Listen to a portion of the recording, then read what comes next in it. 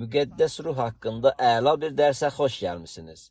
Peter 50-ci gün bayramında adamlara belə dedi: Tövbə eləyin, vəftiz olun. Onda müqəddəs ruh alacaqsınız. Peter dedi ki, bu vəd siz, övladlarınız, uzaqdakılar, yəni Rəbbin çağırdığı hər kəs üçündür. Hansı vəd? Müqəddəs ruhun vədi. Çünki Peter bunu deməzdən əvvəl digər həvarilərlə birlikdə müqəddəs ruhda vəftiz olunmuşdu.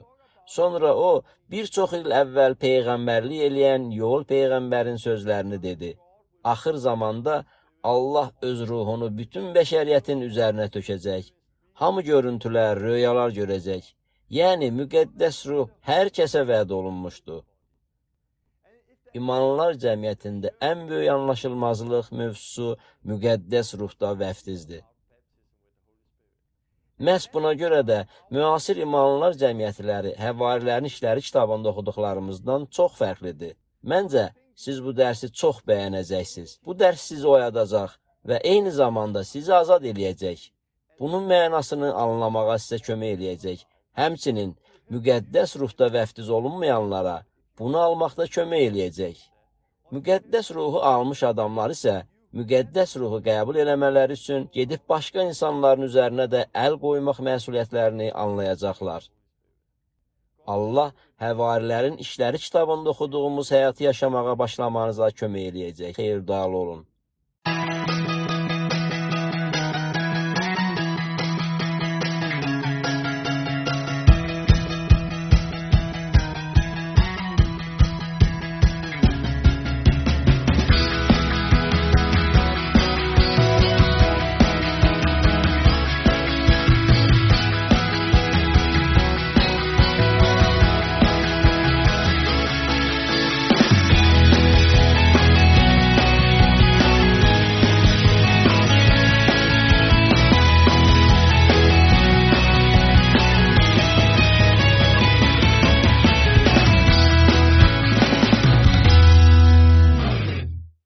Dərsə xoş gəlmisiniz. Bu Pionerlər Məktəbinin 11-ci dərsidir. Bugün mən müqəddəs ruhda vəftiz olunmaq haqqında danışacağım. Biz Allaha tövbə eləmək, İsa Məsihə vəftiz olunmaq haqqında artıq eşitmişik. İndi isə söhbət müqəddəs ruhda vəftiz barədədir. Bu vacib dərsi sizinlə bölüşmək fürsətini çox arzulayırdım. Bu imkana görə çox sevinirəm. Çünki bu dərs həyatınızı dəyişəcək. Bu dərs çox insanların həyatını dəyişəcək. Müasir imanlılar cəmiyyətində yanlış təlim və ya anlaşılmazlıq varsa, bu da müqəddəs ruhda vəftizə aiddir. Məhz bu anlaşılmazlıq səbəbindən bugün bir çox imanlılar cəmiyyətlərinin həyatı həvarilərin işləri kitabında oxuduğumuz normal məsihçi həyatından çox fərqlənir. Unutmayın ki, biz həmişə kəlama qayıdıb, kəlam vasitəsilə hər şeyi sınamalıyıq. Həvarilərin işləri kitabında ilk şagirdlərin həyat tərzi ilə də müqayisə eləməliyik. Həvarilərin işləri kitabına baxsanız, müqəddəs ruhun rəhbərliyi altında yaşanan fövqəltəbii həyatı görəcəksiniz. Müqəddəs ruh imanlılar cəmiyyətinin həyatında fəal iştirak eləyirdi. İmanlılar cəmiyyətlərini qururdu, insanlara rəhbərlik eləyirdi. Ancaq sonra çox şey dəyişdi. Nəticədə bugün bir çoxumuz səhv təməl üzərində qururuq. Müqəddəs ruh mövzusuna gəldikdə insanlarda bir çox qorxu var. Məsələn, belə deyirlər: Yox, biz müqəddəs ruhda vəftizi istəmirik. İsa və Allah, bu bizə kifayətdir. Amma maraqlısı budur ki, İsa'nın yer üzünə gəldiyi vaxtda nəzər salsaq görəcəyik ki, İsa Allah tərəfindən yer üzərinə göndərildi. Göndərildi ki, insanları Allah qarşısında tövbəyə çağırsın. Amma o dövrdə Allaha inanan dindarlar deyirdilər: Yox, İsa, biz səni istəmirik, biz ancaq Allahı istəyirik. Bir sözlə, onlar İsa'nı qəbul eləmədilər. Bugün isə Məsih İsa göylərdədir, öz müqəddəs ruhunu buraya, yer üzünə göndərib.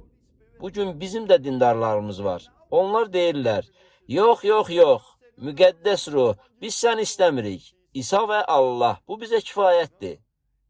Müqəddəs ruh İsa'nı təzahür elətdirmək üçün buradadır. Müqəddəs ruh bizim köməkçimizdir. Müqəddəs ruh Allah tərəfindən bizim üçün yer üzünə göndərildi. Biz deyə bilmərik: Yox, bizə təkcə ancaq Allah kifayətdir və ya bizə yalnız Allah və İsa kifayətdir.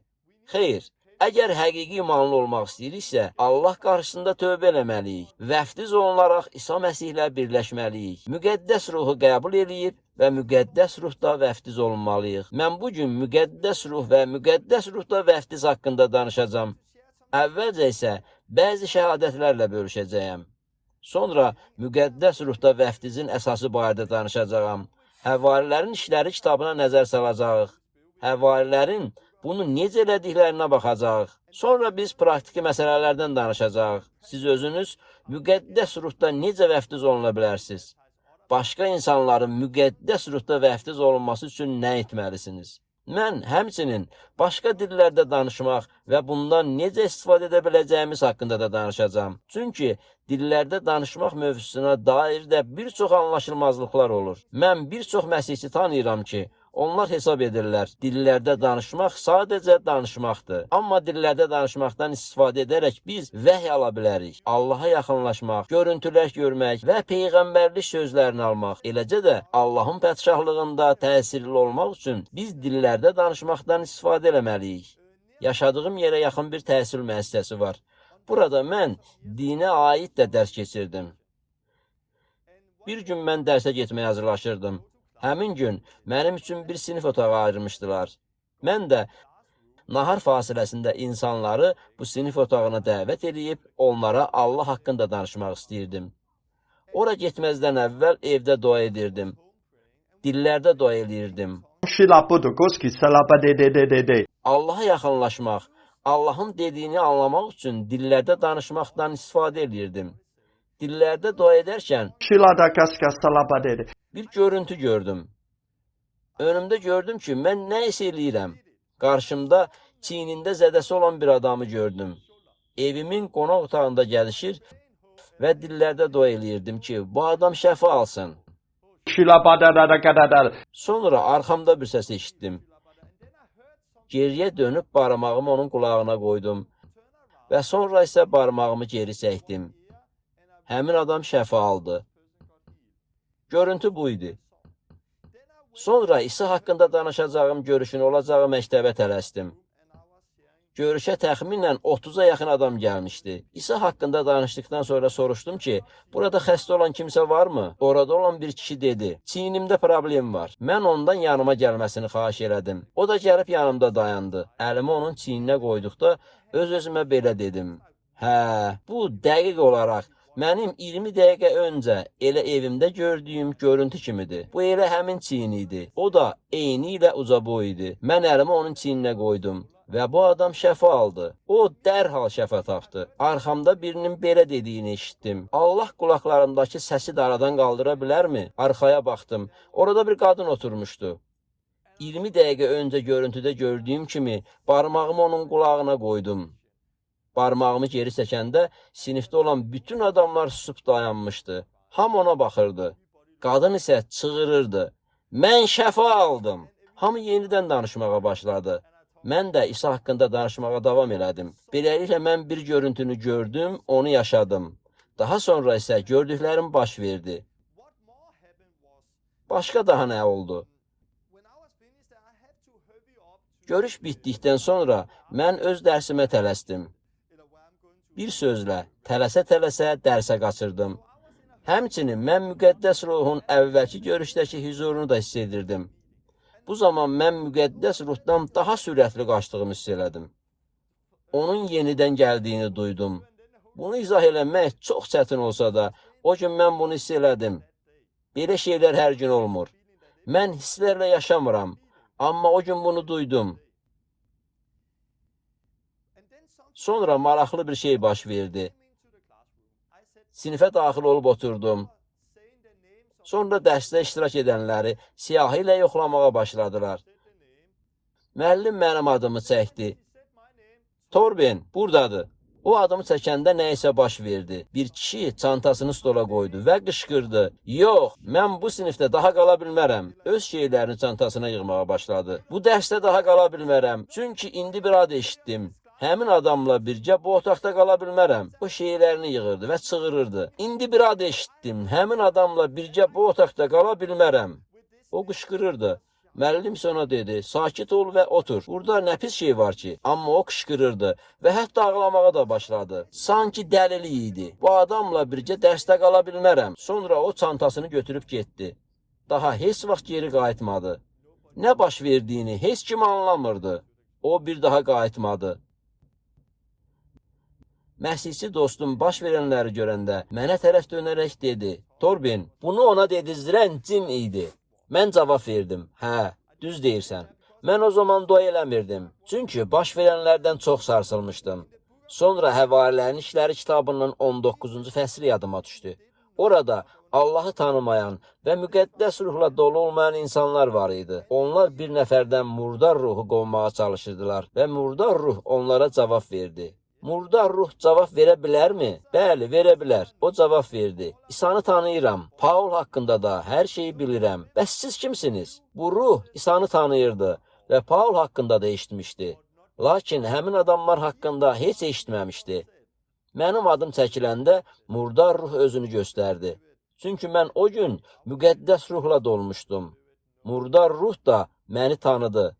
Mən belə şəhadətləri paylaşdıqda bir çox məsihçilər deyirlər, xeyr, yox, ehtiyatlı ol, ehtiyatlı ol, yox, biz okkultizmə girməməliyik. Amma bunun okkultizmlə heç bir əlaqəsi yoxdur. Bunun İsa ilə əlaqəsi var. Bunun müqəddəs kitabla əlaqəsi var. İsa'nın şagirdi olmaq fövqəltəbii ruhani həyat yaşamaq deməkdir. Bugün imanlılar cəmiyyətində çoxlu qorxular mövcuddur. Qorxulardan biri də odur ki, bir çox imanlılar cəmiyyətləri müqəddəs ruhu və ruhun ənamlarını 50-ci gün bayramına aid eləyirlər. Bu əsrlər əvvəl baş vermişdi. Amma bu yeni bir şey deyil. Bəli, katolik və lüteran ucbatından çox şey məhv edilmişdi. Ancaq hər yerdə və hər zaman müqəddəs ruhda yaşayıb Allahla birlikdə yaşayan insanlar olub. Hər zaman. Məndə Danimarka dilində olan bir kitab var. Məncə İngilis dilində yoxdur. Bu kitabın adı belədir. Müqəddəs ruhla 2000 il. Onun müəllifi imanlar cəmiyyətinin bütün tarixini, yəni 3-cü, 4-cü, 5, 6-cı əsrlərdən tutmuş, son 2000 ildə baş verənlərin hamısını nəzərdən keçirir. O, burada göstərir ki, bugün müqəddəs ruhun 2000 illik tarixi var. Hər zaman ruhun rəhbərlik elədiyi, dillərdə danışan, peyğəmbərlik eləyən insanlar mövcud olub. Bu bütün tarix boyu belə olub. Beləliklə, bunun yalnız 50-ci gün bayramına aid olduğunu söyləmək düzgün deyil. Bunlar İsa'ya məxsusdur. Müqəddəs kitabda oxuduğumuz məhz budur. Qorxu barədə başqa sözlə deməliyəm. Düşünürəm ki, bugün imanlar cəmiyyətində mövcud olan qorxu ondan ibarətdir ki, kənarda, orada çoxlu dəlisov şeylər baş verir. İmanlılar cəmiyyətləri çoxlu müxtəlif şeyləri, yəni ruhani şeyləri görürlər. Sonra isə deyirlər ki, bunu müqəddəs ruh eləyir. Amma mən inanmıram ki, bütün bunlar müqəddəs ruhdandır. Düşünürəm ki, biz geriyə, kəlama qayıtmalıyıq. Biz hər şeyi Allahın kəlamı ilə sınamalıyıq. Mən ruhani təcrübəsi olan insanlar görmüşəm ki, onlar belə deyirlər. Daha çox, Allahım, daha çox. Burada işləyən müqəddəs ruhdur. Mən isə deyirəm, xeyr. Bu müqəddəs ruh deyil, bu cindir. Cin özünü göstərir. Sizə deyirəm, daha çox, Allahım, daha çox deməyin. Bu cindir, deyib cini onlardan qovun. Bugün imanlılar cəmiyyətinə daxil olmuş çoxlu şeylər var ki, bunlar Allahdan deyirlər. Bunlar müqəddəs ruhdan deyirlər. Bunu bilirəm. Öz gözlərimlə görürəm. Müxtəlif ölkələrdə olan çox şeyləri görürəm. Xüsusən də cinlərin özlərini göstərmələrini görürəm. Yəni, imanlılar, bu müqəddəs ruhdur deyirlər. Əslində isə bunlar özlərini göstərən cinlərdir. Bu vəziyyətdə siz daha çox, Allahım, daha çox deməməli. Siz cini qovmalısınız. Biz hər şeyi Allahın kəlamı ilə sınamalıyıq. Mən görürəm ki, bizim iki əsasımız olmalıdır. Müqəddəs ruh və həqiqət. Yalnız müqəddəs ruha və fövqəltəbii təcrübələrə əsaslansanız, siz aldadıla və yanlış yola düşə bilərsiniz. Bizdə həm ruh, həm də həqiqət, yəni Allahın kəlamı olmalıdır. Dillərdə danışmaq və müqəddəs ruhdan görüntülər almaq təcrübəm barəsində əvvəllər burada dediklərimi bir çox məsihçilər belə qarşılayır. Bu düzgün deyil. Yox, müqəddəs kitabı oxuyun. Həvarilərin İşləri kitabını oxuyun. Həvarilərin İşləri kitabında hər şeyin dediyim kimi olduğu haqqında oxuyursunuz. Ancaq bəzilərinin nə cür şəkildəsə aldanması bizim müqəddəs ruhla bağlı hər şeyi atmalı olduğumuz demək deyil. Lakin bugün biz elə bunu görürük. Çünki imanlılar cəmiyyətində digər ifratda olan insanlar belə deyirlər. Yox, biz bunu istəmirik və hər şeyi tulluyurlar. Onlar kəlam üzərində qurduqlarına inanırlar. Amma həqiqət budur ki, əgər onlar həqiqətən də kəlam üzərində qursaydılar, onların həyatı Həvarilərin İşləri kitabında yazılan həyat kimi görünərdi. Beləliklə, sonuncu reformasiya hərəkatında və öz xidmətində istədiyim şey müqəddəs ruhu və həqiqəti birləşdirməkdir. Hesab eləyirəm ki, Allah məni bunun üçün çağırıb. Müqəddəs ruh və kəlam. Biz bu təməlin üzərində qurmalıyıq. Demək istəyirəm ki, biz məsihçilər kimi, İsa'nın şagirdləri kimi fövqəltəbii bir həyat yaşamalıyıq. İkinci dərsdə demişdim ki, İsa din gətirmədi. İsa həyatı gətirdi. Məsihçilik digər dinlərə oxşar bir din deyil. Bu həyatdır, fövqəltəbii bir həyatdır. Mən buna aid şəhadət verə bilərəm. Bir müddət əvvəl Danimarkada televiziya verilişində idim. Bir tərəfdə məşhur bir yəhudi, digər tərəfdə isə məşhur bir müsəlman qadınla birgə mən də həmin verilişdə idim. Həmin müsəlman, radikal qadın, Danimarkada çox tanınmış bir siyasətçi idi. Biz üçümüz də, müsəlman, yəhudi və mən, homoseksualizm barəsində danışırdıq. Bu elə bir görüş idi ki, biz imanın və kəlamın əsasında əqidələrimiz haqqında danışırdıq. Verilişdən sonra mən həmin müsəlman qadınla söhbət elədim. Biz birlikdə oturub danışırdıq. Mən ondan təcrübəsi barədə soruşdum. Allahla hansı təcrübələriniz var? Mənə bu haqda danışın.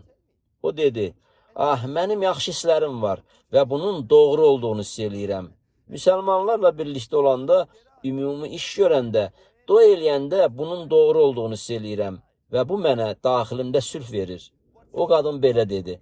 Mən isə ona dedim, yaxşı, mənə danış, Allah nə eləyir? O səninlə necə danışır? O sənə necə rəhbərlik eləyir? Fövqəltəbii hadisələri necə yaşayırsınız? Mənə danış. Amma onun deyəcək daha heç nəyə yox idi. Niyə? Çünki bu sadəcə bir dindir. Bir çox məsihçilər də eyni şeyi deyirlər. Mən onlara təcrübələrinizdən danışın deyəndə cavab belə olur. Bu mənə sülh verir və bunun doğru olduğunu hiss eləyirəm. Mənə danışın. Amma onların daha sözləri yoxdur. Çünki onlar üçün də bu sadəcə bir dindir. Halbuki İsa həyat gətirdi. Biz müqəddəs ruhun rəhbərliyi altında yaşamalıyıq. Mən həmin müsəlman qadına dedim, qulaq as. Sonra mən onunla öz şəhadətlərimi bölüşdüm. O isə suallar verməyə başladı. Biz təxminən 2 saat ərzində oturduq və mən onunla müxtəlif şəhadətlərimi paylaşdım. O isə mənə Allah və imanım haqqında suallar verirdi. Orada da mən bunu tamamilə aydın gördüm ki, bu din deyil. İsa tamam fərqli bir şey gətirdi. Ancaq bir çox məsihçilər və imanlılar cəmiyyətindən kənar olan insanlar məsihçiliyin din olduğuna inanırlar. Ancaq fərq var. Özümü yaxşı hiss eləyirəm və bunun doğru olduğuna inanıram. Şəhadətindən başqa deməyə heç bir söz olmayan radikal müsəlmanla qarşılaşırsınız. Yox, din fövqəltəbii bir həyat deyil. Dində şəhadət yoxdur. Gəlin, yeni əsr hərəkatı haqqında danışaq. Orada güclü şəhadətləri olan insanlar var. Amma bunları bizim yaşadığımız təcrübələrlə müqayisə eləmək olmaz. Mən yeni əsrdən, okkult dünyadan yanıma gələn çoxlu insanları tanıyıram. Çünki mənim yaşadıklarım onların hər hansı birinin yaşadıklarından qat-qat realdır. Bəli, onlar bəzi şəfa alanları görürlər. Amma bu bizdə olduğu kimi güclü deyil. Bəli, onlar bəzi şeyləri yaşayırlar. Amma bunlar bizim yaşadığımız qədər güclü deyil. Bir neçə gün əvvəl mənə telefon zəngi gəldi. Təxminən bir ay əvvəl gəzərkən kitabxanaya girdim. Evə getməyə hazırlaşarkən bir nəfərin orada işləyən qadından soruşduğunu eşitdim. Fövqəltəbii şeylər, naməlum uçan obyektlər və bütün bunlar haqqında kitabları harada tapmaq olar. Mən sadəcə bunu eşitdim və küçəyə çıxdım. Lakin sonra müqəddəs ruh mənə dedi, geri qayıt. Bir sözlə geri qayıtdım. Ona yaxınlaşıb söhbət eləməyə başladım. Mən onunla Allah və İsa haqqında danışdım. Mən onun fövqəltəbiyə olan marağı olduğunu hiss edirdim. Amma onu nə İsa, nə də məsihçilik maraqlandırmırdı. Mən sadəcə onunla biraz söhbət elədim və öz vizit kartımı ona verdim.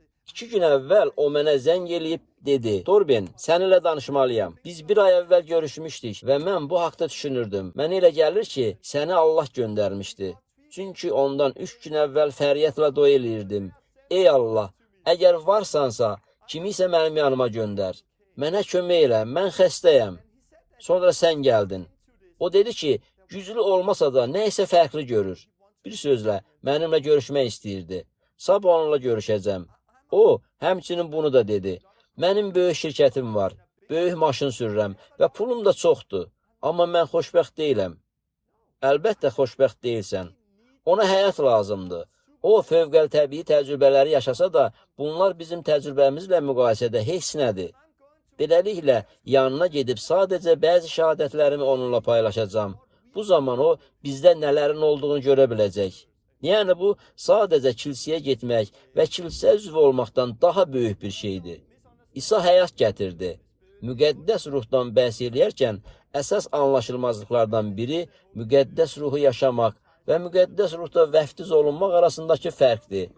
Mən Allah qarşısında tövbə eləmiş və bunun nəticəsində fövqəltəbii təcrübələr yaşamış bir çox məsihçiləri tanıyıram. Tövbə eləyən zaman yeni bir ürək əldə eləyirlər. Onlar belə deyirlər: şükür, indi məndə müqəddəs ruh var. Bəli, tövbədə də müqəddəs ruh var.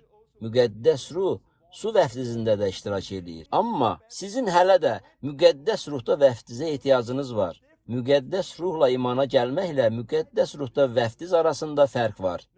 Əgər müqəddəs ruh cəlb eləməsə, heç kim Allaha gələ bilməz. Müqəddəs ruh vasitəsilə imana gəlmək və müqəddəs ruhda vəftiz olmaq arasında fərq var. İsa yer üzündə olanda tövbədən danışırdı. Lakin onun eləyə bilmədiyi bir şey var idi. Yeni həyat hələ başlamamışdı. Amma İsa çarmıxa çəkildikdən sonra nə isə qırıldı. Günah İsa'nın üzərinə qoyuldu. Və bugün biz İsa Məsih vasitəsilə Allahla münasibət qura bilərik. İsa diriləndən sonra şagirdlərin yanına gəlib dedi: Ata məni göndərdiyi kimi, mən də sizi göndərirəm. Bunu söylədikdən sonra onların üzərinə üfürərək dedi: Müqəddəs ruhu alın. Mən onların yenidən doğulduğuna inanıram. Necə ki, İsa'nın çarmıxından sonra biz yenidən doğuluruq. Onlar da doğuldular. Onlar müqəddəs ruhu qəbul elədilər. Amma İsa müqəddəs ruhu qəbul eləmiş həmin insanlara dedi ki, müqəddəs ruhun vəftizini alana qədər şəhərdə gözləsinlər. Deməli, müqəddəs ruh vasitəsilə imana gəlmək və müqəddəs ruhda vəftiz olmaq arasında fərq var. Mən görürəm ki, bir çox insan bunu səhv başa düşür. Hesab eləyirlər ki, onlarda hər şey artıq var. Çünki onlar ruhani təcrübələri yaşamışdılar. Gəlin İsa'ya baxaq.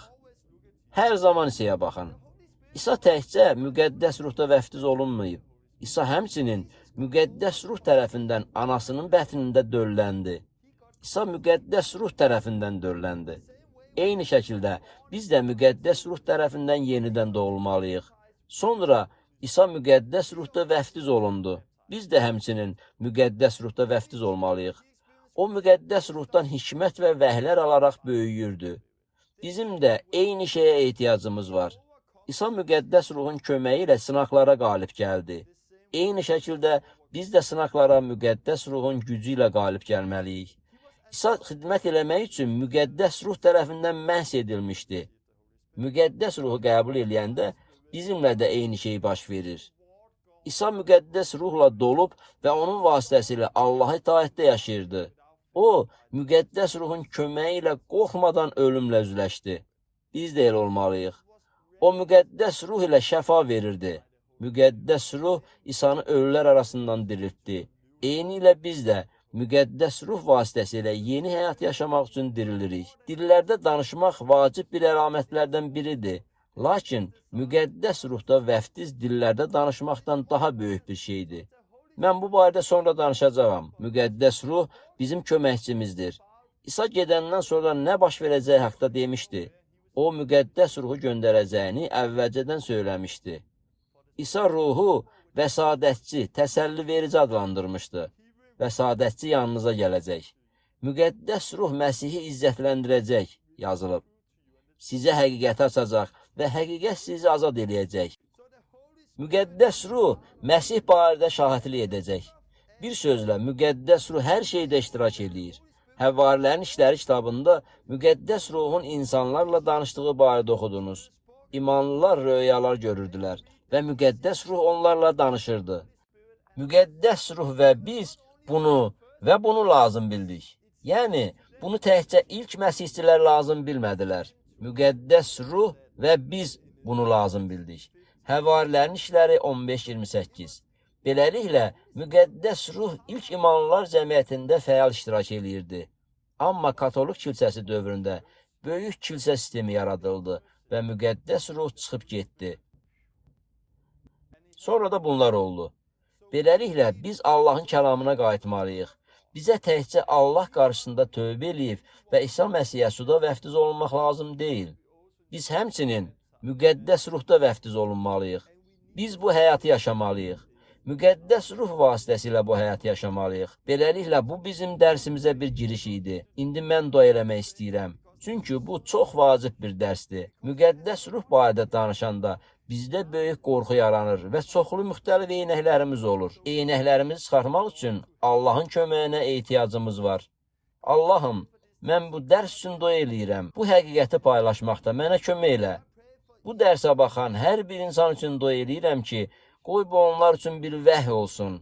Sən onlara qorxudan qurtulmaq üçün kömək eləyəcəksən. Dindən gələn hər şeydən, yalancı təlimlərdən gələn hər şeydən xilas eləyəcəksən. Onların gözlərini açacaqsan ki, kəlamın həqiqətən nə dediyini görsünlər. Kəlamında oxuduğumuz, Həvarilərin İşləri kitabında yazılan həyatı yaşamaq üçün onlar gəlib müqəddəs ruhda vəftiz olunsunlar. Həmçinin onlara kömək elə ki, gedib əllərini başqa insanların üzərinə qoymaqla, digərlərini müqəddəs ruhda vəftiz eləməyə çağırıldıqlarını anlasınlar. İsa'nın adı ilə. Amin. Yaxşı. Müqəddəs ruhdan danışmazdan əvvəl bu barədə biraz məlumat vermək istəyirəm. Mən müqəddəs ruhda vəftiz eləmək ifadəsindən niyə istifadə edirəm? Müqəddəs kitab yalnız bir vəftiz haqqında yazdığı üçün bəzi insanların bunu qəbul eləməkdə çətinlik çəkirlər. Bəli, bir vəftiz var. Ata, oğul və müqəddəs ruh adı ilə vəftiz eləyin yazılıb. Yalnız bir vəftiz var, Məsihçi vəftizi. Amma mən müqəddəs ruhun vəftizi ifadəsini istifadə edirəm. Çünki İsa bundan istifadə eləmişdi. Yəhya da bu ifadədən istifadə edib. Müqəddəs ruh haqqında ilk dəfə eşidəndə biz elə müqəddəs ruhda vəftiz haqqında eşidirik. Matta 3:11-də vəftizçi Yəhya deyir: Mən sizi tövbəniz üçün su ilə vəftiz eləyirəm. Amma məndən sonra gələn məndən daha qüdrətlidir. Mən onun çarıqlarını daşımağa belə layiq deyiləm. O, burada Yəhya İsa haqqında danışır. Sizi müqəddəs ruhla və odla vəftiz eləyəcək. Beləliklə, İsa müqəddəs ruh və odla vəftiz eləyəcək. Mən odla vəftiz haqqında çox danışmayacağam. Kimsə deyə bilər ki, hey, biz də müqəddəs ruhda vəftiz olunub, sonra isə odla vəftizi də almalıyıq. Mən bunu kəlamda görmürəm. Mən bunların ayrı olduğunu görmürəm. Hesab eləyirəm ki, müqəddəs ruh və odla vəftiz var. Çünki od bizi təmizləyir. Od bizi Allahla birləşdirir. Allahın alovu ilə birləşəndən sonra insanlara Allah haqqında danışmağı dayandırmaq olmur. Beləliklə, Yəhya İsa haqqında bunları demişdi. İsa öz həyatını burada, yer üzündə yaşadı. O dirildikdən sonra şagirdlərin yanına gəldi. Biz bu barədə Həvarilərin İşləri 1-ci fəsildə oxuyuruq. Ölüm əzabı çəkəndən sonra həvarilərə çoxlu inandırıcı dəlillərlə özünü diri olaraq göstərdi. İsa onlarla duz çörək kəsəndə bu əmri verdi: Yerusəlimdən kənara çıxmayın. Atanın verdiyi, məndən eşitdiyiniz vədin həyata keçməsini gözləyin. Bu hansı vəddir? İsa'nın haqqında danışdığı vəd budur. Yəhya su ilə vəftiz eləyirdi. Amma siz bir neçə gündən sonra müqəddəs ruhda vəftiz olunacaqsınız. Müqəddəs ruh üzərinizə enəndə siz qüdrət alacaqsınız. Hər yerdə mənim şahidlərim olacaqsınız. Bir sözlə, demək istəyirəm ki, Yəhya ondan sonra gələcək İsa'nın müqəddəs ruhda vəftiz edəcəyini söyləmişdi. İsa dirildikdən sonra şagirdlərin yanına gəldi. Onların üzünə üfürüb bəzilərinə dedi, müqəddəs ruhu qəbul eləyin. Eyni zamanda İsa bunu da dedi, Yerusəlimdən kənara çıxmayın, atanın verdiyi, məndən eşitdiyiniz vədin həyata keçməsini gözləyin. O dirildikdən sonra gəlib dedi, siz bir neçə gündən sonra müqəddəs ruhda vəftiz olacaqsınız. Bundan sonra Həvarilərin İşləri kitabının 2-ci fəslində siz İsa'nın dediklərinin 50-ci gün bayramında necə baş verdiyi barədə oxuyursunuz. Həvarilər bir yerdə olanda müqəddəs ruh onların üzərinə indi. Müqəddəs ruh onların üzərinə indikdən sonra 50-ci gün bayramında Peter irəli çıxıb çox maraqlı sözlər söylədi. O, Yoel peyğəmbərin illər öncə etdiyi peyğəmbərlikdən danışdı. O dedi, bu gördükləriniz Yoel peyğəmbər vasitəsilə əvvəlcədən deyilən hadisədir. Allah dedi ki, axır zamanda bütün bəşər üzərinə ruhumdan tökəcəyəm. Oğullarınız və qızlarınız peyğəmbərlik edəcək. Cavanlarınız görüntülər, ağsaqqallarınızsa röyalar görəcək. O günlərdə qul və qarabaşların üzərinə də ruhumdan tökəcəyəm. Onlar da peyğəmbərlik edəcək. Burada baş verənlər çox maraqlıdır. 50-ci gün bayramında nə baş verdi? Barəsində çox illər öncə xəbər verilmiş bir hadisə baş verdi. Bu, Əhd-i Cədidin bir hissəsi idi. Keçən dəfə Yezekiel, Yeremiya və digər peyğəmbərlər haqqında danışarkən biz bu barədə oxumuşduq. Rəbb bəyan edir. Yeni əhd bağlayacağım günlər yaxınlaşır. Mən onlara yeni ürək verəcəyəm. Onların daxilinə yeni ruh qoyacağam. Həmin peyğəmbərlik burada verilmişdi. Məhz burada müqəddəs ruh gəldi. Müqəddəs ruh nə çarmıqda, nə tövbə zamanı, nə də suda vəftiz zamanı gəldi. Müqəddəs ruh insanların üzərinə töküləndə Peter irəli çıxdı və bəyan elədi ki, indicə baş verən hadisə barədə Yoel və digər peyğəmbərlər əvvəlcədən söyləmişdilər. Bütün bəşər üzərinə ruhumdan tökəcəyəm. Oğullarınız və qızlarınız peyğəmbərlik edəcək. Cavanlarınız görüntülər, ağsaqqallarınızsa röyalar görəcək. Bu hadisə baş verməzdən çox əvvəl əhdəkdə Allahı eşidən və peyğəmbərlik edə bilən peyğəmbərlər var idi. Əhdəkdə Allahın hüzurunda yaşayan kahin var idi. Amma indi Allah yeni bir şey edirdi. O, öz ruhunu bütün insanların üzərinə tökdü. Bütün insanların üzərinə deyəndə hər bir günahkar nəzərdə tutulurmu? Xeyr. Burada bütün insanlar deyəndə onu qəbul edən hər kəs nəzərdə tutulur. Bunu daha sonra görə biləcəksiniz. Bütün bəşər üzərinə ruhumdan tökəcəyəm. Onlar peyğəmbərlik edəcək, görüntülər və yuxular görəcəklər. Daha sonra başqa işlərlə də məşğul olacaqlar. Onlar dillərdə danışacaq, xəstələrə şəfa verəcək. Bizim problemimiz hər şeyi qutunun içinə qoymağımızdır. Bunun məhz belə olmasını düşünürük. Qızlar peyğəmbərlik etməlidirlər. Cavanlar görüntülər görməlidirlər. Ağsaqqallar röyalar görməlidirlər. Şəxsən mən Allahdan çoxlu röyalar görürəm. Mən yaşlı adamam. Əgər uşaqlarımdan soruşsaz, onlar belə deyərlər. Hə, ata, sən qocalmısan. Amma mənim indicəmi 37 yaşım var.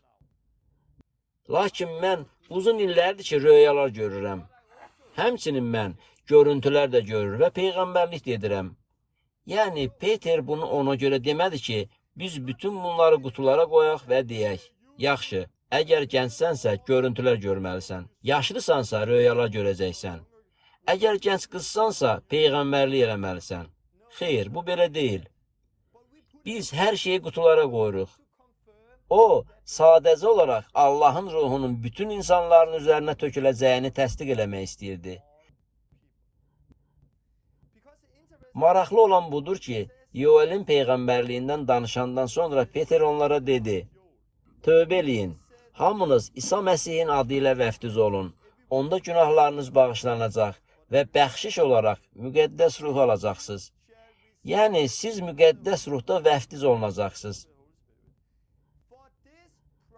Çünki bu vəd siz, övladlarınız, uzaqdakıların hamısı, Allahımız Rəbbin çağırdığı hər kəs üçündür. Bu nə vəddir? Peter hansı vəddən danışırdı? Bu, vəd olunmuş müqəddəs ruhdur.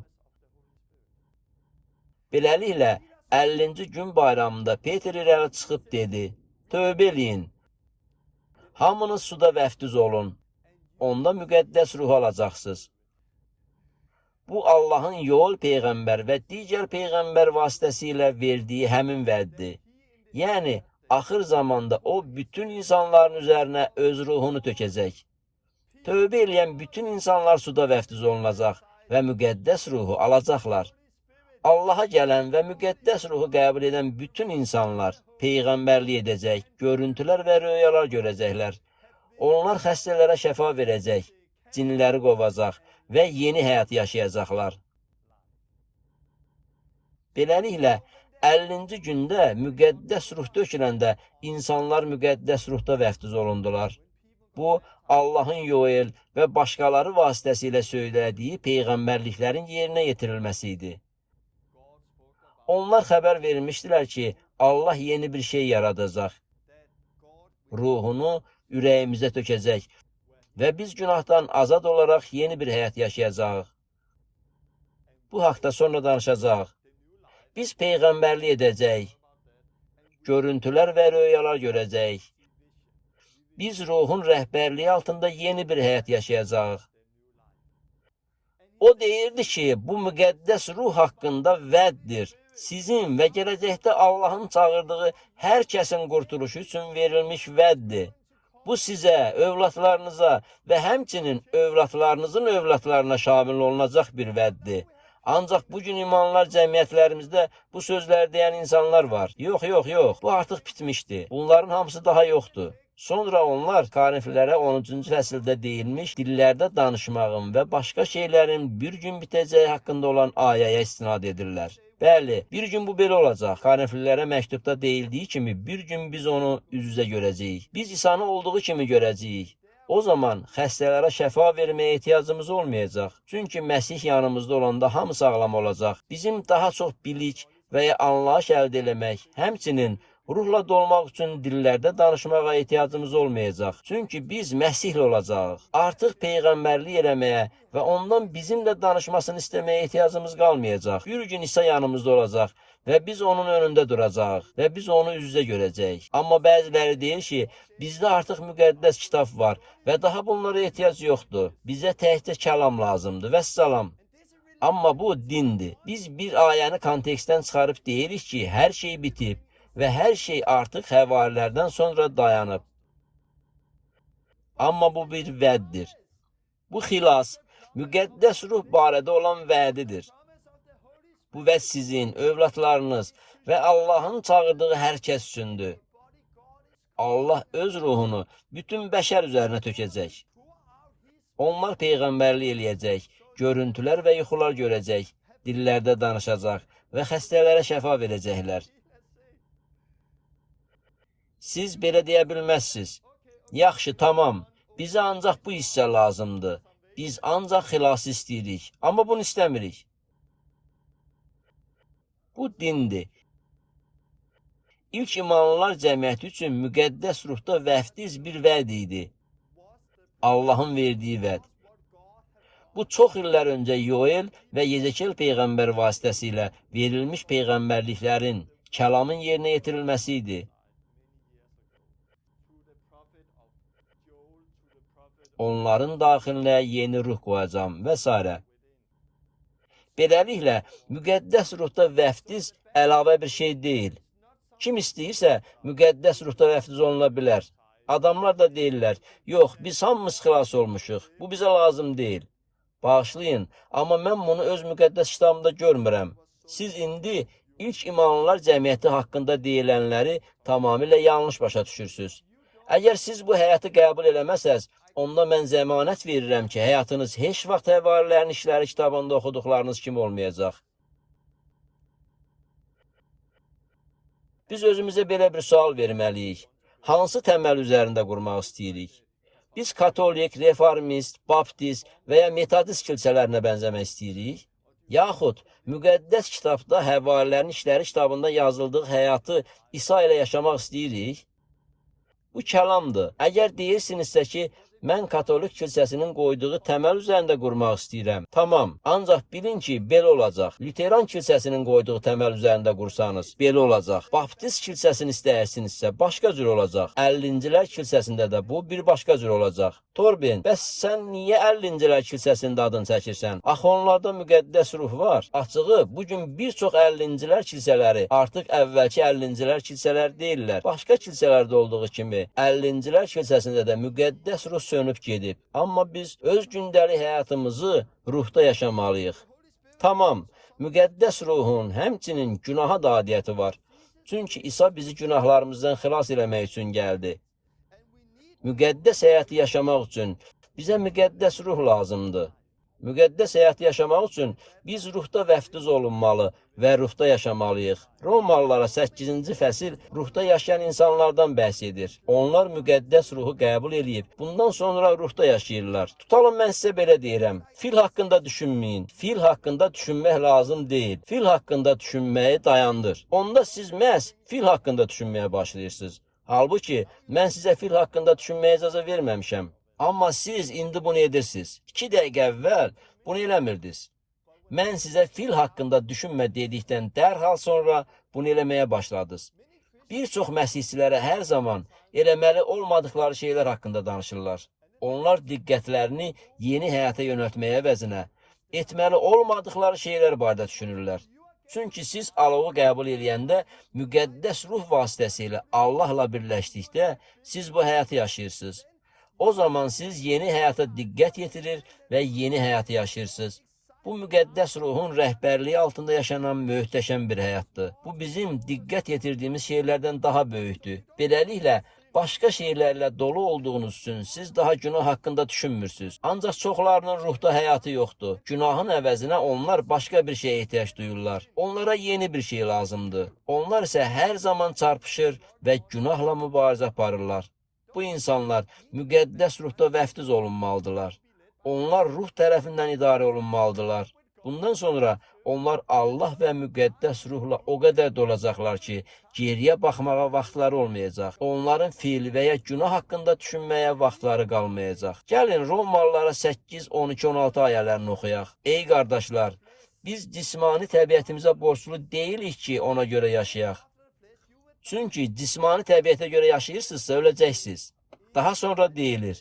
Amma bədənin pis əməllərini ruhun vasitəsilə öldürürsünüzsə, yaşayacaqsınız. Bəs bədənin əməllərini necə öldürə bilərik? Biz bunu ruh vasitəsilə eləyirik. Əgər biz ruhda yaşayırıqsa, artıq qanunun altında deyilik. Allahın ruhu ilə yönəldilənlərin hamısı Allahın oğullarıdır. Axı siz köləlik ruhunu almadınız ki, yenə də qorxu içində yaşayasınız. Övladlıq ruhunu aldınız. Elə o ruhun vasitəsilə Allaha Abba, ata deyə nida eləyirik. Elə ruh özü bizim ruhumuzla bircə şəhadət edir ki, biz Allahın övladlarıyıq. Ruh Abba, ata deyə nida eləyir. Əgər biz baxsaq, bu müqəddəs ruhla dolan zaman uca səslə edilən nidaya bənzəyir. Siz dolduqda bu sizdən çıxır. Yunanca mətnə baxsanız, burada sanki ruh Abba, ata deyə nida eləyir. Biz insanların müqəddəs ruhda vəftiz olunanda Abba, ata deyə nida elədiyin və Allahı həmd eləməyə başladığını görmüşük. Hamımız bir bədən olmaq üçün bir ruhda vəftiz olunmuşuq. 1. Korinfilər 12-13. Hamımız bir ruhda, bir bədənə vəftiz olunmuşuq. Beləliklə, müqəddəs ruhda vəftiz bir çox illər əvvəl verilmiş peyğəmbərliklərin icrası və yerinə yetirilməsidir. Efeslilərə 1-ci fəsildə deyilir ki, müqəddəs ruh bir gün alacağımız irsimizin girovudur. Bir sözlə, müqəddəs ruhu qəbul eləyəndə, o bizim irsimizin girovu olur. Burada müqəddəs ruh hər şeyi tamamlayır. Əgər biz tövbə eləyib suda vəftiz olmuşuqsa, biz illər öncə vəd olunan müqəddəs ruhu alacağıq. Allah demişdi, bütün bəşər üzərinə ruhumdan tökəcəyəm. Beləliklə, müqəddəs ruhun vəftizi təkcə 50-cilər bayramı günü baş verən bir hadisə deyil. Yəni, bu təkcə 50-cilərin imanlılar cəmiyyətinə aid deyil. Müqəddəs ruhda vəftiz Allahın peyğəmbərlər vasitəsilə bizə verdiyi vəddir, peyğəmbərlikdir. Bu, əhd-i cədiddir. Əhd-i cədiddə Peter irəli çıxıb dedi, burada nə baş verdi? Çox illər öncə edilmiş peyğəmbərlik, əhd-i cədid yerinə yetdi. Allah öz xalqını xilas edəcək və ruhunu hər bir insanın üzərinə tökəcəkdir. İnsanlar bunu eşitdikdə tövbə elədilər. Onlar tövbə eləyərək və suda vəftiz olunaraq xilas olurdular. Əlbəttə ki, onlar müqəddəs ruhu da qəbul edirdilər. Bir sözlə, müqəddəs ruhu qəbul eləmək ilk imanlılar cəmiyyəti üçün normal idi. Bu, onun ayrılmaz bir hissəsi idi. Bu gün də elə belə olmalıdır. Mən müqəddəs ruhu qəbul eləmiş yüzlərlə, yəni çoxlu insanlar görmüşəm. İnsanlarla görüşəndə onlara çox vaxt bu sualı verirəm. İman eləyəndə müqəddəs ruhu qəbul elədinizmi? Onlar isə belə cavab verirlər. Yox, bu zaman mən onlar üçün dua eləyirəm və onlar müqəddəs ruhu alırlar. Beləliklə, onlar müqəddəs ruhda vəftiz olunurlar. Biz bunun mənasını anlamalıyıq. Kəlam məhz bunu deyir. Siz özünüzə bu sualı verməlisiniz. Mən hansı təməl üzərində qurmaq istəyirəm? Mən öz dini ənənələrimin, yoxsa kəlamın dediklərinin üzərində qurmaq istəyirəm? Bugün bir çox başqa şeylərdə olduğu kimi, burada da qutularımızın ucbatından problemlərimizin olduğunu görürük. Çünki onlar kəlam üzərində qurmurlar. Onlar yanlış təməl üzərində qururlar. Bugün bir çox insanlar aldanırlar. Elə buna görə də bu cür təlim sizi oyadır. Amma bu çox aydındır. Müqəddəs ruhda vəftiz haqqında çox illər öncə peyğəmbərlik edilmişdi. İndi biz Həvarilərin İşləri kitabını oxuyacaq və bunun necə baş verdiyini görəcəyik. Həvarilərin İşləri kitabında müqəddəs ruhun ilk dəfə 50-ci gün bayramı zamanı onların üzərinə nazil olduğunu gördük. 50-ci gün bayramı zamanı onların hamısı bir yerə yığılmışdı. 120 nəfər bir yerdə idi. Onların hamısı müqəddəs ruhla doldu və ruhun danışdıqlarına görə başqa dillərdə danışmağa başladılar. Həvarilərin İşləri 2-ci fəsil. Onların hər biri. Mən bunu götürüb sizə bir şey göstərmək istəyirəm. Orada 120 nəfər toplaşmışdı. Bu 120 nəfərdən neçəsi müqəddəs ruhla doldu və başqa dillərdə danışmağa başladı. Onların hamısı, yəni onlardan hər biri. Deməli, müqəddəs ruhda vəftiz bütün insanlara aid olan bir vəddir. Onların hamısı, 120 nəfər insan müqəddəs ruhla dolmuşdu. Elə 3000 nəfərin də hər biri dolmuşdu. Mən düşünürəm ki, elə 5000 nəfərin də hər biri müqəddəs ruhla dolmuşdu. İlk imanlılar cəmiyyətində hər kəs vəftiz olunmuş və müqəddəs ruhla dolmuşdu. Çünki bu belə olmalıydı. Ancaq bugün bizdə bunun yalnız bəzi insanlar üçün olduğu haqqında belə bir təlim var. Bu mənim üçün deyil, bəzi insanlar üçündür. Bu başqa insanlar üçündür. Xeyr, bu bütün insanlar üçün verilmiş bir vəddir. 50-ci gün bayramında onların hamısı başqa dillərdə danışmağa başladılar. Başqa dillər, dillərdə danışmağın müxtəlif növləri var. Müxtəlif xarici dillər olduğu kimi, dillərdə danışmağın da müxtəlif növləri var. Mən indi ingiliscə danışıram, amma ana dilim Danimarka dilidir. Ancaq 50-ci gün bayramında danışdıqları fövqəltəbii dillər də var. Onlar danışırdılar. Lakin təbii olaraq onların dillərində danışmayan başqa ölkələrdən olan insanlar da həvarilərin nə dediklərini başa düşə bilirdilər. Elə şey elə bu gün də baş verir. Əvvəl bilmədikləri dilləri indi anlayan insanların verdikləri çoxlu şəhadətləri eşitmişəm. Qəflətən onlar həmin dilləri anlamağa başlayıblar. Onlar müqəddəs ruhun üzərlərinə gəldiyini hiss eləyir və danışmağa başlayırlar. Danışmağa başlayanda isə başqa müxtəlif xarici dillərdə danışırlar və başqa ölkələrdən olanlar da onların nə dediklərini başa düşürlər. Bu insanlar sonradan onların yanlarına gəlib onlarla danışmağa başlayanda dillərini başa düşmədilər. Yəni bu adamların onları necə başa düşdüklərini anlaya bilmirdilər. Elə mənim özüm də bir neçə həftə əvvəl bir qadın üçün dua elədikdə o müqəddəs ruhun vəftizini aldı. Sonra isə o öz şəxsi dua dilində danışmağa başladı. Bu dillərdən biridir. Mən bu haqda sonra danışacağım. Əvvəlcə o qadın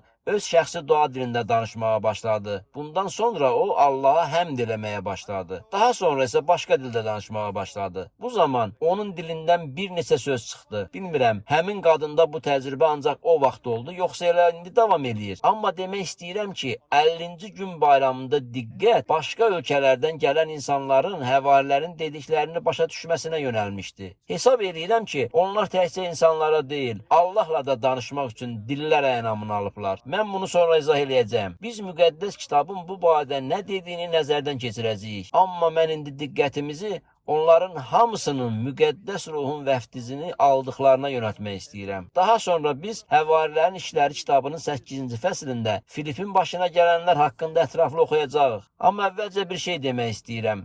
Çünki Filip Samariyaya gəlmişdi. Filip imanlılar cəmiyyətində maddi işlərlə məşğul idi və praktiki işlərdə kömək eləyirdi. Lakin oyanış zamanı olan təqiblər səbəbilə o qovuldu. O Samariyaya getdi və onun vasitəsilə çoxlu insanlar şəfa aldılar. Bir çox şeylər baş verdi. İnsanlar imana gəlir və suda vəftiz olunurdular. Filip yetkin deyildi. Yəni o çox şeyi bilmirdi. Filip sadəcə maddi işlərlə məşğul idi. Sonra başqa yerə getdi və orada oyanış baş verdi. Yəni Filip oyanış üçün dua eləməmişdi. O bunu eləmədi. Bu o demək deyil ki, insanların müqəddəs ruhda vəftiz olunması üçün yalnız həvari dua eləməli idi. Gəlin Paula nəzər salaq. Paul adi şagird olan Hananiya adlı bir nəfər vasitəsilə müqəddəs ruhla doldu. Ancaq yenə də müqəddəs kitabın bu ayələri əsasında öz təlimlərini quran insanlar var. Filipin gəldiyi yerdə oyanış baş verdi. Lakin insanlar hələ müqəddəs ruhu qəbul eləməmişdilər. Bir sözlə həvarilər oraya çatanda dua elədi ki, Samariyalı imanlılar müqəddəs ruhu alsınlar. Mən də bugün bunu eləyirəm. Yeni iman edənlərin olduğu müxtəlif yerlərə gedirəm. Çünki oradakı köhnə məsihçilər onlar üçün müqəddəs ruhda vəftiz olmalarına görə dua etməyiblər. Həmin məsihçilər bunun necə olduğunu ya bilmir, ya da heç özləri də müqəddəs ruhu qəbul eləməyiblər. Lakin onlar tövbə eləyib, suda vəftiz olunsalar da, hələ müqəddəs ruhu qəbul eləməyiblər. Ona görə də mən gələndə həmişə soruşuram, müqəddəs ruhu almısınızmı? Əgər onlar hələ almayıblarsa, elə mən də həvarilər kimi eləyirəm. İnsanlara görə dua eləmək üçün sizə həvari olmaq lazım deyil. Beləliklə, onlar burada dua elədi ki, Samariyalı imanlılar müqəddəs ruhu alsınlar. Çünki ruh hələ onların heç birinin üzərinə inməmişdi. Sadəcə olaraq Rəbb İsa'nın adı ilə vəftiz olmuşdular. Həvarilərin işləri 8, 15, 16. Bir sözlə, onlar artıq imana gəlib, tövbə eləmiş və suda vəftiz olunmuş. Lakin hələ də müqəddəs ruhun vəftizini almamış bu insanların yanına gəldilər. Bu da onu göstərir ki, tövbə və suda vəftiz olunmaq heç də müqəddəs ruhu qəbul etməklə eyni deyil. Xeyr, bunlar üç fərqli təcrübədir. Siz suda vəftiz olundunuz. Sonra siz Allah qarşısında tövbə elədiniz. Və bu, müəyyən müddət ərzində ola bilər. Ola bilsin ki, siz iman etdiyinizin vaxtını dəqiq deyə bilməyəcəksiniz. Ancaq siz suda vəftiz olunduğunuz vaxtı dəqiq bilirsiniz. Çünki bu, müəyyən müddət ərzində deyil, bir dəfə baş verir. Eyni şey elə müqəddəs ruhun vəftiz edilməsinə də aiddir. Bu, bir anda baş verir. Sizə bir sual vermək istəyirəm. Həvarilər orada olan insanların hələ müqəddəs ruhu qəbul eləmədiklərini hardan bilirdilər? Onlar nədən bildilər ki, insanlar hələ müqəddəs ruhda vəftiz olunmayıblar? Çünki insanlar müqəddəs ruhun vəftizini qəbul edəndə həmişə hansısa bir əlamət olur. Elə buna görə də onlar həmişə digərlərinin hələ vəftiz olunmadıqlarını bilirdilər. Bundan sonra onlar əllərini onların üzərinə qoydular və insanlar müqəddəs ruhu aldılar. Bəs bu hansı əlamətdir? Burada biz əlamətin məhz nə olduğunu görmürük. Biz Həvarilərin İşləri kitabında oxuyuruq ki, hamı yeni dillərdə danışmağa başladı. Bəlkə də bunlar insanların başa düşdüyü dillər idi. Biz bunu dəqiq bilmirik. Yaxud bu yeni dillər idi. Biz buradan bunu bilmirik. Çünki burada nə baş verdiyini görmürük. Amma bir işarənin olduğunu oxuduq. Bəziləri deyəcəklər ki, tövbə eləmək və müqəddəs həyat yaşamaq həmin əlamətdir. Xeyr, burada həmin əlamət bu deyildi. Çünki onların müqəddəs ruhu qəbul eləmələrinin əlaməti tövbə və müqəddəs həyat olsaydı, onda bunu görmək üçün 1-2 ay lazım olardı.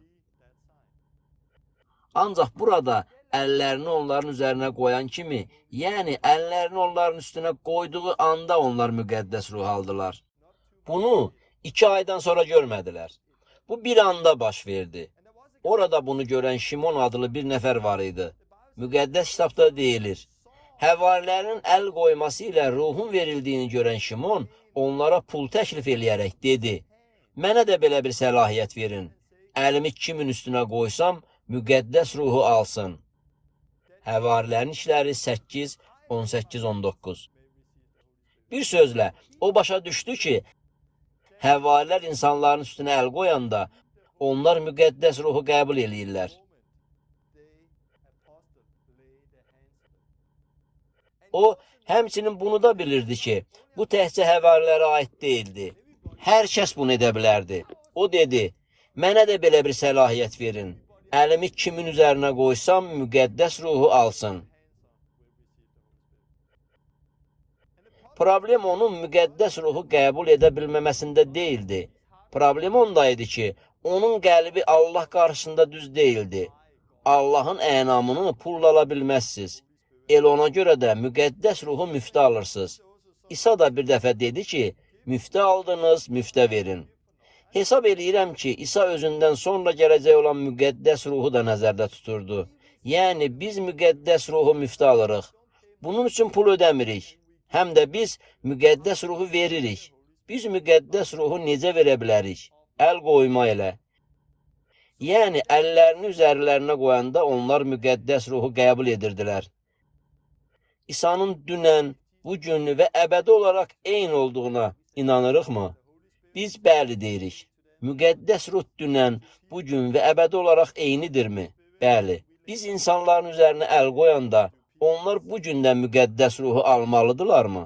Bəli. Biz insanların üzərinə əl qoyanda, müqəddəs ruh onların üzərinə gəlməlidirmi? Bəli. Hər dəfə əlimizi üzərlərinə qoyanda bu baş verirmi? Bəli. Bəli, bu baş verir. Əgər onlar müjdənin nə olduğunu başa düşüb tövbə eləyirlərsə, deməli müqəddəs ruhu qəbul eləməyə hazırdılar. Biz bunu başa düşürüksə, onlar üçün dua eləyirik və bunu edirik. Həmişə bir əlamət varmı? Bəli. Siz bunu öz imanlılar cəmiyyətinizdə görmürsünüzsə, siz bu həyatı yaşamırsınızsa, bu o demək deyil ki, bu həqiqət deyil. Mənə gəlincə isə, ilk dəfə kiminsə müqəddəs ruhda vəftiz olunması üçün dua eləyəndə, mən bəlkə 6 il idi ki, məsihçi idim. Bu bir dəfə baş verdi. Bundan sonra bəlkə 10 nəfər üçün dua elədim və sonra ikinci dəfə baş verdi. Mən çoxlu insan üçün dua eləmişəm və bu baş verib. Bəzən bu baş verir, bəzən isə heç nə olmur. Beləliklə, bizim insanları təkcə suda deyil, həm də əl qoyma ilə müqəddəs ruhda da vəftiz eləməyə çağırılmışıq. Kəlamın bu barədə dediyini anlamağa başladım. Başa düşdüm ki, bu vəd hamı və hər kəs üçündür. Elə o vaxtdan etibarən mən imanla insanların üzərinə əl qoyub dua eləməyə başladım və bunun baş verməsini gözləyirdim. Bilirsinizmi nə baş verdi? Hər kəs müqəddəs ruhun vəftizini aldı. Mən indi də deyə bilərəm ki, əvvəlcə bu belə deyildi. Ancaq son illərdə hər şeyi izahləmək üçün oturub söhbət eləməyə vaxt ayırıram və hər bir insan müqəddəs ruhun vəftizini alır. Mən bunun baş verəcəyini gözləyirəm. Mən gözləyirəm ki, insanlar nəinki tövbə elif və suda vəftiz olunacaqlar. Onlar həmçinin müqəddəs ruhun vəftizini alacaq, dillərdə dua eləməyə və başqa dillərdə danışmağa başlayacaqlar. Həmçinin onlar peyğəmbərlik eləyirlər, Allaha şükür eləyirlər və hətta ağlayırlar. Bu, insanların müqəddəs ruhda vəftiz olunduqlarının əlamətləridir. Bu, hər birimiz üçün çox təbii olmalıdır. Amma dini eynəklər, din, adət-ənənələr və imanlılar cəmiyyəti mədəniyyəti Allahın kəlamını təsirsiz edir. Bugün bir çox insanlar bunun hər gün baş verməsini təbii bir şey kimi görə bilmədikləri və bunu şəxsən yaşamadıkları üçün ilahiyyət yaradırlar. Deyirlər ki, bu artıq mövcud deyil. Bunlar yalnız həvarilərin dövründə olub. Yaxud da deyirlər ki, bu heç də hamıya aid deyil. Yaxud belə deyirlər. Xeyr, siz suda vəftiz olunanda müqəddəs ruhu alırsınız. Heç bir əlamət də yoxdur. Heç də hamı dillərdə danışmır. Ancaq dillərdə danışmağın hər kəs üçün olduğunu söyləyən çoxlu ayələr var. Mən bunu daha sonra izah edəcəyəm. Beləliklə, biz Həvarilərin İşləri kitabında oxuduğumuz sadə vəziyyətə qayıtmalıyıq. Beləliklə, Həvarilərin İşləri 10-cu fəslə baxaq. Burada Peter, Kornelius və onun ailəsinin yanına getdi. Onlar Yəhudi deyildilər. Peterin fikrincə, onlar Yəhudi deyildilər. Onlar bütün bu vaxt ərzində, həmçinin Həvarilərin İşləri kitabında da hələ də öyrənirdilər. Deyə bilmərəm ki, onlar hər zaman mükəmməl olublar. Əgər onlar mükəmməl olsaydılar, Filip onlar üçün sadəcə bir dəfə dua edərdi və onlar da müqəddəs ruhu qəbul edərdilər. Sadəcə yadınıza salın ki, onlar yenicə başlamışdılar və hələ öyrənirdilər. Həvarilərin İşləri 10-cu fəsildə Peter müqəddəs ruhun istiqaməti ilə Korneliusun evinə getdi. Yəhudi ilahiyyəti ilə düşünən Peter bu qeyri-yəhudilərin müqəddəs ruhu qəbul edə biləcəyini hətta təsəvvür edə bilməzdi. Peter özü bu vədin hər kəsə aid olduğunu demişdi. O bunu desə də bunu hələ tam başa düşmürdü.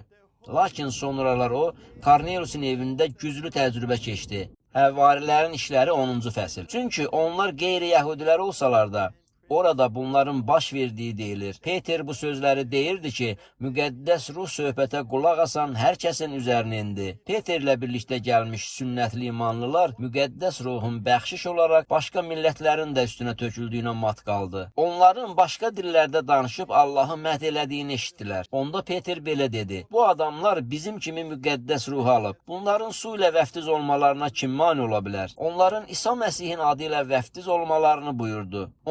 19-cu fəsildə müqəddəs ruhun insanların üzərinə enməsi haqqında oxuyuruq. Paul Efesə gəlib onlardan müqəddəs ruhu qəbul edib etmədiklərini soruşduqda, onlar qəbul etmədiklərini demişdilər. Paul bu cavabı aldıqdan sonra oxuyuruq. Onlar bunu eşidən kimi Rəbb İsa'nın adı ilə vəftiz oldular. Paul əllərini onların üzərinə qoyanda müqəddəs ruh onların üzərinə indi və onlar başqa dillərdə danışmağa və peyğəmbərlik eləməyə başladılar. Onlar təxminən 12 kişi idi. Müqəddəs kitabda insanların müqəddəs ruhun necə qəbul etdikləri haqqında ətraflı oxuya biləcəyimiz bir neçə hissə var. Baxın, müqəddəs ruh burada olan bütün insanların, yəni 120 nəfərin üzərinə indi. Deməli, bu bütün insanlar üçün olan bir vəddir. Üzərlərinə əl qoyulan insanların hamısı bunu aldılar. Həmçinin bu hissədə də yazılıb ki, bu xəbəri eşidənlərin hamısı aldı. 10-cu fəsil.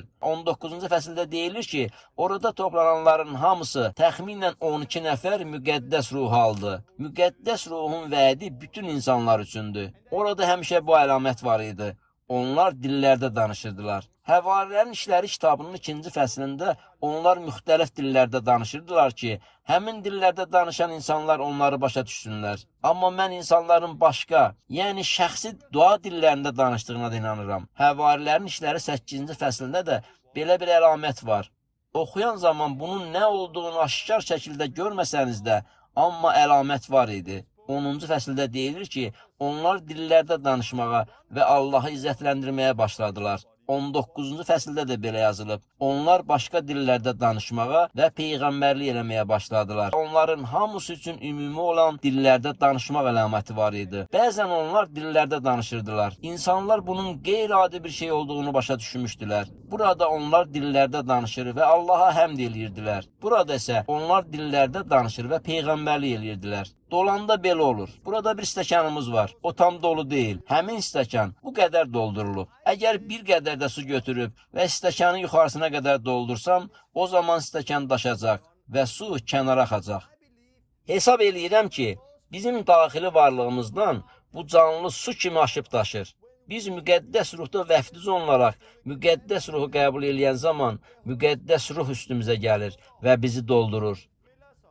Bizim daxili varlığımız onunla dolduqda müqəddəs ruh bayra aşıb daşır. Beləliklə, dolduğumuz zaman o dillərdə danışmaq üsulu ilə bizim dodaqlarımızdan çıxır. İnsan dillərdə danışır, başqa dillərdə danışır və Allahı izzətləndirir. Naməlum dillərdə danışır və peyğəmbərlik eləyir. Görürsünüzmü? Müqəddəs kitab da elə bunu deyir. İnsanlar müqəddəs ruhun vəftizini aldıqda həmişə bir əlamət olur. Düşünürəm ki, buna aid çoxlu anlaşılmazlıqlar var. Çünki Korintlilərə məktubda bir ayədə hamı dillərdə danışırmı deyilir. Ancaq siz başa düşməlisiniz ki, dillərdə danışmağın müxtəlif növləri var. Məsələn, 50-ci gün bayramında onlar dillərdə danışırdılar. Sizin yalnız burada oxuya biləcəyiniz daha bir şey var. Siz bunu başqa heç bir yerdə görə bilməzsiniz. Çünki bu məqam yalnız burada var. Müxtəlif ölkələrdən və millətlərdən olan başqa dillərə malik insanlar həvarilərin nə dediklərini başa düşürdülər. Onlar çox sarsılıb və təəccüb içində donub qalmışdılar. Həvarilərin dediklərinin hamısını başa düşürdülər. Lakin 1-ci Korinfillərə 14:2-də Paul dillərdə danışmaq barədə söyləyir. Naməlum dildə danışan adamlarla yox, Allahla danışır. Onu heç kim başa düşmür.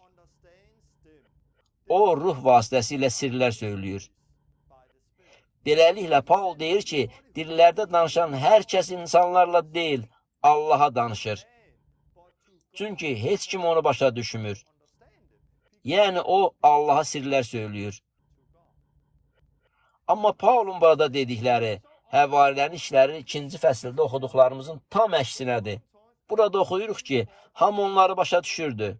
1-ci Korinfillərə 12-ci fəsildə isə oxuyuruq ki, siz dillərdə danışanda heç kim sizi başa düşmür. Çünki siz Allaha sirlər söylüyorsunuz. Paul burada necə deyə bilərdi ki, siz dillərdə danışanda bunu heç kim başa düşmür? Ona görə ki, siz sirlər söylüyorsunuz. Axı həvarilər 2-də siz hamının onları başa düşdüyü barədə oxuyursunuz. Deməli, bunlar dillərdə danışmanın fərqli olan növləridir. Müqəddəs kitabda Korinfillərə məktubda deyilir ki, dillərin fərqli olan növləri mövcuddur. Mənim bildiyim 4 növ var. Əgər mən dillərdə danışmaqdan söhbət açıramsa, onda xarici dillərdə danışmağı nəzərdə tuturam. Mən indi ingiliscə danışıram. Daha doğrusu, ingiliscə danışmağa çalışıram. Mənim ana dilim Danimarka dilidir. Bir sözlə, mən Danimarka dilində, İngilis dilindən daha yaxşı danışıram.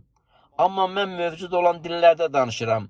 Mən bu dili doğulan zaman, yəni çox illər əvvəl anamdan aldım. Mən bu dili aldım və bu dildə danışa bilirəm. Sonra dillərdə şəxsi danışmaq da var.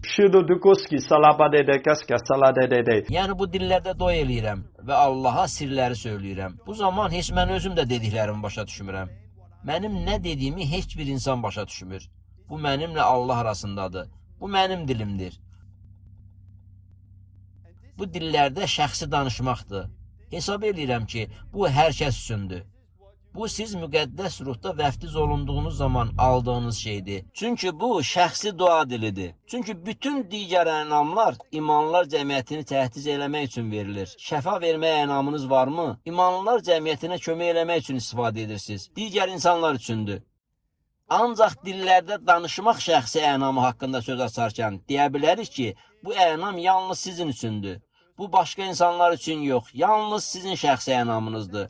Buna görə də Paul deyir ki, siz peyğəmbərlik, vəhy almaq üçün başqa dillərdə danışan insanların yanında olanda, digər insanların da nə isə bir şeylə təhciz eləmək üçün həmin dillərdən istifadə edirsiniz. 1-ci Korinfillərə 12 və 14-cü fəsillərdə bu barədə danışılır. Dillərdə danışmağın 50-ci gün bayramında gördüyünüz başqa bir növü də var. Burada adamlar elə fiziki dil almışdılar ki, digər insanlar onların dediklərini başa düşə bilsinlər. Yaxud danışanların özləri üçün dilləri aydın olmasa da, dinləyicilərin bunu başa düşdükləri dillərdə danışmaq növü də var. Afrikada olarkən xilas olmuş bir oğlan tanıyıram. Orada olan bir Afrikalı qadın onunla təmiz Danimarka dilində danışmağa başlamışdı. Oğlan şoka düşmüşdü. Həmin oğlan İsa haqqında danışan qadına yaxınlaşmışdı. Ancaq danışmaq üçün qadına yaxınlaşanda o şoka düşdü. Çünki qadın Danimarka dilində danışmırdı və nə Danimarka haqqında, nə də Danimarkanın harada olması haqqında heç nə bilmirdi. O qadın dillərdə danışırdı və bunun vasitəsilə oğlan Allahı tanıdı. Beləliklə, şəxsi dillərdə danışmaqdan fərqli olan dillərdə danışmaq mövcuddur. Yəni, digər insanların başa düşdüyü dildə danışmaq. Həmçinin, dillərdə danışmağın sizin xarici dil əldə eləməklə baş verən hallar da var. Yerli əhalinin onların dilində danışmadığı ölkədə olan misyonerlərin başlarına gələn əhvalatları eşitmişik. Müqəddəs ruh həmin misyonerlərin üzərinə indikdə onlar bir neçə saat ərzində və hətta bir anda xarici dilə yiyələniblər. Beləliklə, dillərdə danışmağın müxtəlif növləri var. Bizim problemimiz isə ayrıca bir ayəni götürməyimizdədir. Hamı naməlum dillərdə danışırmı? Beləliklə biz bu ayəni dillərdə danışmağın bütün növlərinə şamil edirik. Hər kəs xarici dillərdə danışmır. Biz sadəcə bunu edə bilmirik. Mən Çinə getmək istəyən bir nəfər üçün sadəcə dua eləyim və o da dərhal Çin dilində danışmağa başlasın. Mən bunu eləyə bilmərəm. Mən ona bu ənamı verə bilmərəm. Bu Allahın işidir. Amma mən ona müqəddəs ruhu ötürə bilərəm. Beləliklə o dillərdə şəxsi danışmaq bacarığını ala bilər. Paul şəxsi dua dillərində danışmaq haqqında danışarkən belə dedi: Mən dillərdə hamınızdan çox danışdığım üçün Allaha şükür eləyirəm. 1. Korinfilər 14-18. Hesab eləyirəm ki, dillərdə danışmaq Paulun Allahla olan həyatındakı gücün sirlərindən biri idi. Mən gələn dəfə müqəddəs ruh haqqında danışacağam. Mən Paulun yaşadığı bəzi şeylərin üzərində diqqətimizi cəmləməyə çalışacağam. Lakin Paulun həyatındakı gücün sirri onun çoxlu dillərdə danışmasıdır. Elə mən də bunu eləyirəm. Mən dillərdə çox danışıram. Hamını da mən dillərdə danışmağa ruhlandırıram. Korinflilərə məktubda nəyin haqqında söhbət getdiyindən danışmaq istəyirəm. Heç də bütün məktubu təfərrüatı ilə nəzərdən keçirmək fikrində deyiləm. Sadəcə 14-cü fəsli izah eləmək istəyirəm. Qalan hissəsini isə siz sonra oxuya bilərsiniz. Bu məktub barəsində böyük bir anlaşılmazlıq var.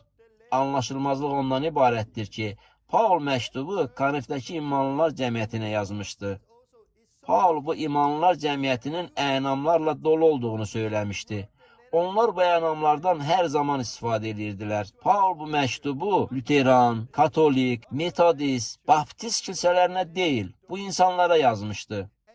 O bu adamlara məktub yazıb və onlara demək istədiyini çatdırdı. Paul başqa imanlılar cəmiyyətinə yazsaydı, onda nəysə başqa bir mövzu barədə yazardı. İlahiyyətdə çaşıb qaldığımız səbəb də elə budur. Məktubun kimə yazıldığını, kimdən olduğunu və nə üçün bu cür yazıldığını başa düşməliyik. Paul məktubunu bir imanlılar cəmiyyətinə yazırdı. Onlar bir araya gələndə hər dəfə ayağa qalxıb dillərdə danışırdılar. Paul onlara dedi ki, mən sizin yanınıza gələndə dillərdə 1000 söz deməkdənsə insanların başa düşdüyü dildə 5-10 kəlmə demək daha yaxşıdır. İndi dillərdə danışmağa başlasanız, insanlar bunu başa düşməyəcəklər. Həmçinin bunu dedi ki, əgər siz dillərdə danışan zaman orada nə baş verdiyini anlamayan imansız insanlar gələrsə, onlar hamının dəli olduğunu deyəcəklər. Biz bugün bu ayədən istifadə edərək deyirik, bir araya gələndə dillərdə danışmamalıyıq. Paul həmçinin deyir ki, siz dillər vasitəsilə Allaha söyləyə bilərsiniz. O zaman siz vəhlər də ala bilərsiniz. Sonra isə qəbul etdiklərinizi digərləri ilə paylaşa bilərsiniz. Amma Paulun dediklərini imanlılar çox səhv başa düşürlər. Paulun Korinflərə məktubunu götürüb Allahın kəlamına qarşı istifadə edirik. Deyirik, hamı dillərdə danışmır. Bir araya gələndə biz dillərdə danışmamalıyıq. İnsanlar məndən soruşurlar, Torben, siz başqa imanlarla bir araya gələndə dillərdə danışırsınızmı? Bəli. Onlar deyirlər, yox, bu müqəddəs kitaba uyğun deyil. Mən onlara cavab verirəm, yox, uyğundur. Lakin onlar israr edirlər. Müqəddəs kitabda deyilir ki, siz dillərdə danışmamalısınız. Yox, yox. Müqəddəs kitab deyir, biz hamımız ayağa qalxıb dillərdə danışsaq, əslində belə dedirlər. İnsanlar bizim dəli olduğumuzu düşünərlər. Biz imanlılar bir yerdə yığışdığımız zaman, bir ailə olaraq birlikdə toplaşırıq. Aramızda imansız insanlar olmur. Bizim hamımız dillərdə danışmağın nə olduğunu bilirik. Biz sadəcə olaraq dillərdə danışırıq və bu çox təbiidir. Biz dillərdə dua eləyirik, Allaha söyləyirik. Mən həmçinin Danimarka dilində də dua eləyirəm. Mən Allaha Danimarka dilində də dua edə bilirəm. Amma bu duanı hamının eşidə biləcəyi qədər uca səslə etmirəm ki, onlar öz dediklərini eşidə bilməsinlər. Mən sadəcə Allahla öz aramda dua eləyirəm. Sonra vəhy alıram və sonra bu vəhyi digərlərlə bölüşürəm. Daha sonra görüntü alıram və başqaları ilə bunu paylaşıram. Bir sözlə, mən dillərdə dua eləyirəm. Bu isə mənə vəhləri almağa, peyğəmbərlikləri qəbul etməyə və Allahın nə dediyini anlamağa kömək eləyir. Beləliklə, dillərdə danışın ki, Paulun dediyi kimi, yanınıza gələn imansız adama peyğəmbərlik eləyə biləsiniz. Əgər hamı onun üçün peyğəmbərlik edərsə, o Allahın orada olduğunu görəcək. Deməli, bunda bir nizam var. İcazə verin bunu izah edeyim. Mən insanların dayanıb sakit səslə dillərdə danışdığı və bunun vasitəsilə onların vəhy aldığı bir toplantıda olmuşam. Onların biri görüntü görürsə, o bu görüntünü hamı ilə uca səslə paylaşırdı. Amma mən uca səslə dillərdə dua eləmirəm. Mən sakit səslə Allaha dillərdə dua eləyirəm. Mən ətrafda olanların dillərdə danışdığımı eşitmələrindən çəkinmirəm. Bu mənim üçün fərq eləməz. Çünki onlar da dillərdə danışırlar. Sonra görüntü görən adam onu başqaları ilə uca səslə paylaşır. Amma hərdən biri ayağa qalxıb uca səslə dillərdə danışır. Bu, sakit danışan digərlərindən fərqlidir. O bunu ona görə eləyir ki, bu tərcümə və ya izah edilməli olan bir dildir. Həmin vaxt orada bu cür dil almış bir adam var idi. O, ayağa qalxıb aldığı sözü dillərdə uca səslə söyləyəndə mən bunu şərh eləməli olduğumu anladım. Bu səbəbdən də o dillərdə danışıb qutarandan sonra mən Allahın bu adama nə dediyini hamının başa düşdüyü Danimarka dilində şərh eləməyə başladım. Bəzən toplantıya dillərdə danışmaqdan xəbəri olmayan bir imansız gəlir. Biz dillər barədə ona sadə sözlə izah edirik. Bundan sonra o artıq bu barədə məlumatsız deyil. İndi o dillərdə danışmağın nə olduğunu bilir və bu ona bir əlamət olur. Bir sözlə, bunların necə olduğunu başa düşməlisiniz. Bəzən bilmədiyin xarici dildə fikri çatdırırsan. Bəzən naməlum dildən şəxsən özün üçün istifadə edirsən. Bəzən bir və ya iki dəfə dua zamanı şərh eləmək məqsədi ilə uca səslə dillərdə sözlər söylənilir. Bu da şərh edə biləcək bir nəfər olduqda edilir. Əgər siz bunların hamısını anlasaz, bunların gündəlik həyatda necə işləmədiyini də başa düşəcəksiniz. Onu da başa düşmək lazımdır ki, ilk imanlılar cəmiyyəti heç də müasir imanlılar cəmiyyəti kimi deyildi. Bu, qardaşbazı məsihçilərin bir araya toplaşdığı kiçik bir ev toplantısı idi. Bəzən onlar heç nədən çəkinmədən uca səslə və sərbəst dillərdə danışırdılar. Amma imansız və ya bu barədə heç bir məlumat olmayan bir nəfər içəri girəndə onlar dayanır və dillər barədə ona izah edirdilər. Bütün bunları başa düşdükdən sonra Korinflərə məktubu oxusaz, siz bunu yeni şəkildə anlayacaqsınız. Gözləriniz açılacaq. Bunların nə demək olduğunu görəcəksiniz. Lakin siz Lüteran, Katolik və ya reformist kilsələrinin təlimi çərçivəsində Korinflərə məktub oxusaz, Paulun nədən danışdığını heç vaxt başa düşməyəcəksiniz. Paulun Korinflərə 1-ci məktubunun 14-cü fəsli tamamilə səhv başa düşülür. Peter də elə eyni şeyi deyir. O, 2 Peter 3:16 ayəsində Paul haqqında bunları deyir. Paul bütün məktublarında bu mövzulara eyni cür toxunur. Məktublarında çətin başa düşülən bəzi işlər var. Cahillər və qərarsızlar digər müqəddəs yazılar kimi bunların da mənasını təhrif edərək öz həlaklarına səbəb olurlar. Beləliklə, Paulun Korinflərə və digər məktublarından danışarkən Peter deyir ki, Paulun məktubunda çətin başa düşülən bəzi sözlər var. Cahillər və qərarsızlar onları anlamırlar.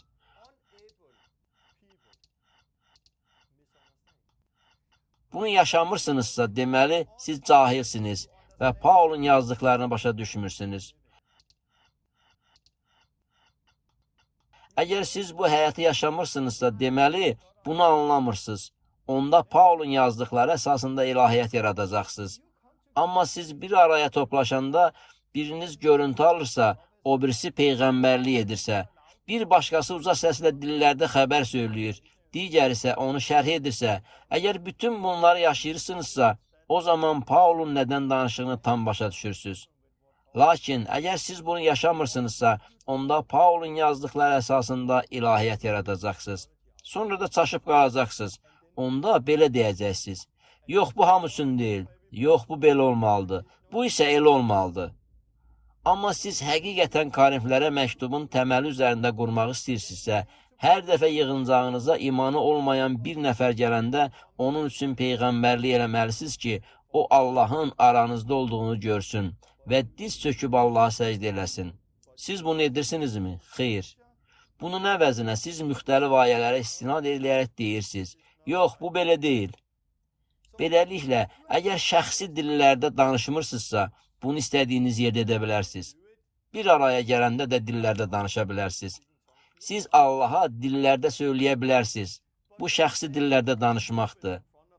Lakin kafedra arxasında dayanaraq başqa insanların önündə uca səslə dillərdə danışmayın. Çünki bu, digər insanları inkişaf elətdirməyəcək. Amma siz dillərdə danışa bilərsiniz. Və bu vaxt peyğəmbərlik və ya başqa bir vəhy alanda digər insanlarla bölüşərək onları inkişaf etdirə bilərsiniz. Əgər siz hələ şəxsi dillərdə danışmırsınızsa, hamı susanda heç vaxt uca səslə dillərdə bir xəbəri çatdırmamısınızsa, bundan dərhal sonra dillərdə dediyiniz sözü şərh edən bir nəfər olmalıdır. Dillərin müxtəlif növlərinin mövcud olmasını anlamırsınızsa, deməli Paulun nədən danışdığını qətiyyən başa düşmürsünüz. Problem elə budur. İnsanların çoxu ruhani ənamlar barəsində cahil olduqları üçün Paulun məktublarına çaşıb qalırlar. Amma istənilən bir şeyi ilk dəfə yaşadığınız kimi bunu da əvvəlcə təcrübədə yaşamalısınız. Yəni əvvəlcə bu həyatı yaşamağa başlamalısınız. Daha sonra isə ilahiyyatı öyrəndikdə və kəlamı oxuduqda bu sizin üçün daha real olacaq. Çünki siz indi bunun nə olduğunu başa düşürsünüz. Amma bugün çox təəssüf ki, insanlar bir neçə ayəni kontekstdən çıxarırlar. Onlar cahil olduqları üçün, bunu anlamadıqları üçün bunu edirlər. Müqəddəs ruhda vəftiz olunmadıqları üçün edirlər. Onlar bu həyatı yaşamırlar. Ayələri kontekstdən çıxarıb deyirlər ki, dillərdə danışmaq hər kəsə aid deyil. Əlamət yoxdur. Müqəddəs ruhda vəftiz də sizə lazım deyil. Əgər siz tövbə edib suda vəftiz olunmusunuzsa, deməli sizdə hər şey var. Mən bəzi suallara cavab verməklə bitirmək istəyirəm. Tövbə, suda vəftiz və müqəddəs ruhda vəftiz. Bizim bunların üçünə də ehtiyacımız var. Beləliklə, müqəddəs ruhda vəftiz Yoelin çox illər əvvəl verdiyi peyğəmbərliyin yerinə yetirilməsi idi. Müqəddəs ruhda vəftiz hər kəs üçündür. Müqəddəs ruhda vəftiz olunduqdan sonra siz peyğəmbərlik edə, görüntülər, röyalar görə bilərsiniz. Fövqəltəbii həyatı yaşaya bilərsiniz. Bəzi insanlar var ki, müqəddəs ruhda vəftiz olmadan xəstələrə şəfa veriblər. Siz bunu edə bilərsiniz. Çünki xəstələrə şəfa vermək imanla baş verir. Ancaq müqəddəs ruhda vəftiz olunandan sonra bu daha da güclənir. Görürük ki, müqəddəs ruhda vəftizi ruhu qəbul etdiyinizi göstərən əlamət həmişə olur. Bu əlamət vasitəsilə ətrafınızdakı insanlar müqəddəs ruhu aldığınızı görməlidirlər və bunun hamı üçün olduğunu bilməlidirlər. Yaxşı, mən bunu necə edirəm? Əgər Həvarilərin İşləri kitabının 19-cu fəslini açsanız, Paulun Efesə gəldiyi haqda oxuya bilərsiniz. Paul oraya gəlib şagirdlərdən soruşdu. İman etdiyiniz zaman müqəddəs ruhu aldınızmı? Paul onlardan soruşur ki, onlar müqəddəs ruhun vəftizini alıblarmı? İman etdiyiniz zaman müqəddəs ruhu aldınızmı? Onlar isə yox dedilər. Onlar bu barədə heç eşitməmişdilər. Onda Paul bunu onlara izah eləməyə başladı. Bundan sonra onları suda vəftiz elədi və əllərini onların üzərinə qoydu. Onlar da müqəddəs ruhu aldılar. Yəni, müqəddəs ruhda vəftiz olundular. Bugün insanlarla görüşəndə mən onlara belə bir sual verirəm. İman etdiyiniz zaman müqəddəs ruhu aldınızmı? Keçən cümə günü qardaşı ilə birlikdə olan bir gənc oğlanla tanış oldum. Görüşəndə mən ondan soruşdum. İman etdiyin zaman müqəddəs ruhu aldınmı? Müqəddəs ruhda vəftiz oldunmu? O, xeyr cavabını verdi. Dillərdə danışmırsan? Xeyr. Suda vəftiz olunmusan? O, bəli dedi. Beləliklə, o tövbə eləmişdi və suda vəftiz olunmuşdu. Lakin müqəddəs ruhda hələ vəftiz olunmamışdı. Ondan soruşdum. Sən müqəddəs ruhu almaq istəyirsən? Yox, istəmirəm. Elə dillərdə danışmaq da mənə yaraşmaz. Mən sadəcə, o ne belə dedi? Dinə görə. Əgər o müqəddəs kitabın, kəlamın nə dediyini başa düşsəydi, heç vaxt belə bir söz deməzdi. Ona görə mən də Paul kimi izah eləməli oldum. Ona hər şeyi başa saldım. Bu adam qoltuq altı ağaclarla yeriyirdi. Biz küçəyə çıxanda onun üçün dua elədim və o şəfa aldı. Orada çoxlu başqa şeylər də olmuşdu. Bir musiqiçi orada dayanıb alətini çalırdı. Oğlanın şəfa aldığını gördü. O gülümsəyərək çağırdı. Yanıma gəl, buraya gəl. Biz onun yanına getdik və o dedi, uzun müddətdir dizimdə problem var, bəlkə siz mənim üçün də dua edəsiz. Mən isə tədəzə şəfa almış oğlana dedim, indi sən dua elə. Oğlan bu musiqiçi üçün dua elədi və o da şəfa aldı. Sonra orada qəzet satan başqa bir cavan adam da var idi. O bunu görüb dedi, yanıma gəl. Biz ona yaxınlaşdıqda o dedi, belimdə problem var, mənim üçün dua edərsənmi? Çünki o nə baş verdiyini gördü. Mən həmin oğlana dua eləməyə imkan verdim və o bir adam da şəfa aldı. Beləliklə 5 dəqiqə ərzində qoltuq ağacları ilə gəzən oğlanın ayaqları şəfa aldı. Sərbəst yeriyə bildi. Daha sonra o başqa bir insan üçün dua elədi və həmin adam da şəfa aldı. O çox sevinirdi. Sonra mən ondan soruşdum. İndi nə edək? Mən müqəddəs ruhu istəyirəm. Mən onun əllərindən tutdum. Onun üçün dua elədim. O müqəddəs ruhda vəftiz olundu və dillərdə danışmağa başladı. Biz mənim evimə getdik və orada oturub söhbət elədik. O isə sadəcə oturub baxırdı. Ondan soruşdum. Necəsən? Mən dolmuşam. O müqəddəs ruhla dolmuşdu. O dillərdə danışırdı. Bu sadəcə olaraq onun daxilindən çıxırdı. O belə deyirdi, aman Allah, danışan mən deyiləm, bu oradan gəlir. Sonradan o həm öz ailəsinə, həm də mənə məktub yazdı. O belə yazdı, bu gündən mən İsa'nın ardınca getməyə qərar verdim. O, baş verənlər haqqında bütün ailəsinə danışdı. Bunu bütün dostlarına da danışdı. O, dövlət kilsəsindəki kiçik bir qrupa gedib, onlarla görüşərək öz şəhadətini bölüşdü. Yenidən qayıdıb öz şəhadətini bölüşmək istəyir. Həmin gündən etibarən yalnız İsa'nın ardınca getmək istəyir. O tamamilə dəyişdi. Niyə o məhz həmin gün dəyişildi? Çünki ona lazım olan son hissəni aldı. Çünki mən ondan müqəddəs ruhun vəftizini almısan soruşduqda o xeyr demişdi. O xeyr deyəndə mən oturub sadəcə Allahdan gözləmədim. Çünki Allah bunu mənə artıq əmr eləmişdi. Bəli, amma vəftiz eləyən Allahdır. Bəli, Allah bunu əl qoyma vasitəsilə edir. Biz əlimizi insanların üzərinə qoyanda Allah bunu edir. Allah bizə gedib adamları vəftiz eləməyə tapşırdı. Biz gedib müjdəni təbliğ eləməliyik ki, insanlar tövbə eləsinlər. Biz insanları vəftiz eləməliyik ki, Allah onları günahdan azad eləsin. Biz əllərimizi onların üzərinə qoymalıyıq ki, Allah onları müqəddəs ruhda vəftiz eləsin.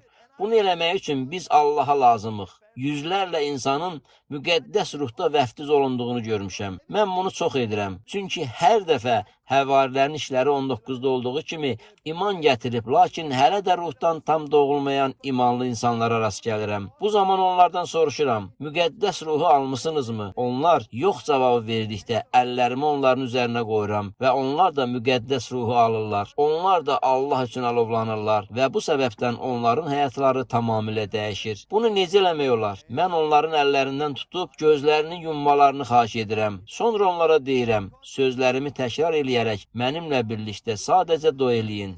Əgər siz duada diləsəniz, o zaman Allah sizə müqəddəs ruhu verəcək. Kəlam bunu deyir. Mən sadəcə dua eləyirəm. Allahım, təşəkkür eləyirəm ki, sən öz müqəddəs ruhunla gəlib məni dolduracaqsan və indi məni vəftiz eləyəcəksən. Bu zaman mən müqəddəs ruhun necə gəldiyini hiss eləyirəm. Siz çox vaxt bunu onların gözlərində görə bilərsiniz. Onların gözlərinin belə olduğu görünür. Bu zaman deyirəm, ağzını aç, danış. İndi bildiyin dildə danışma, sadəcə dillərdə danış. Onlar danışmağa başlayanda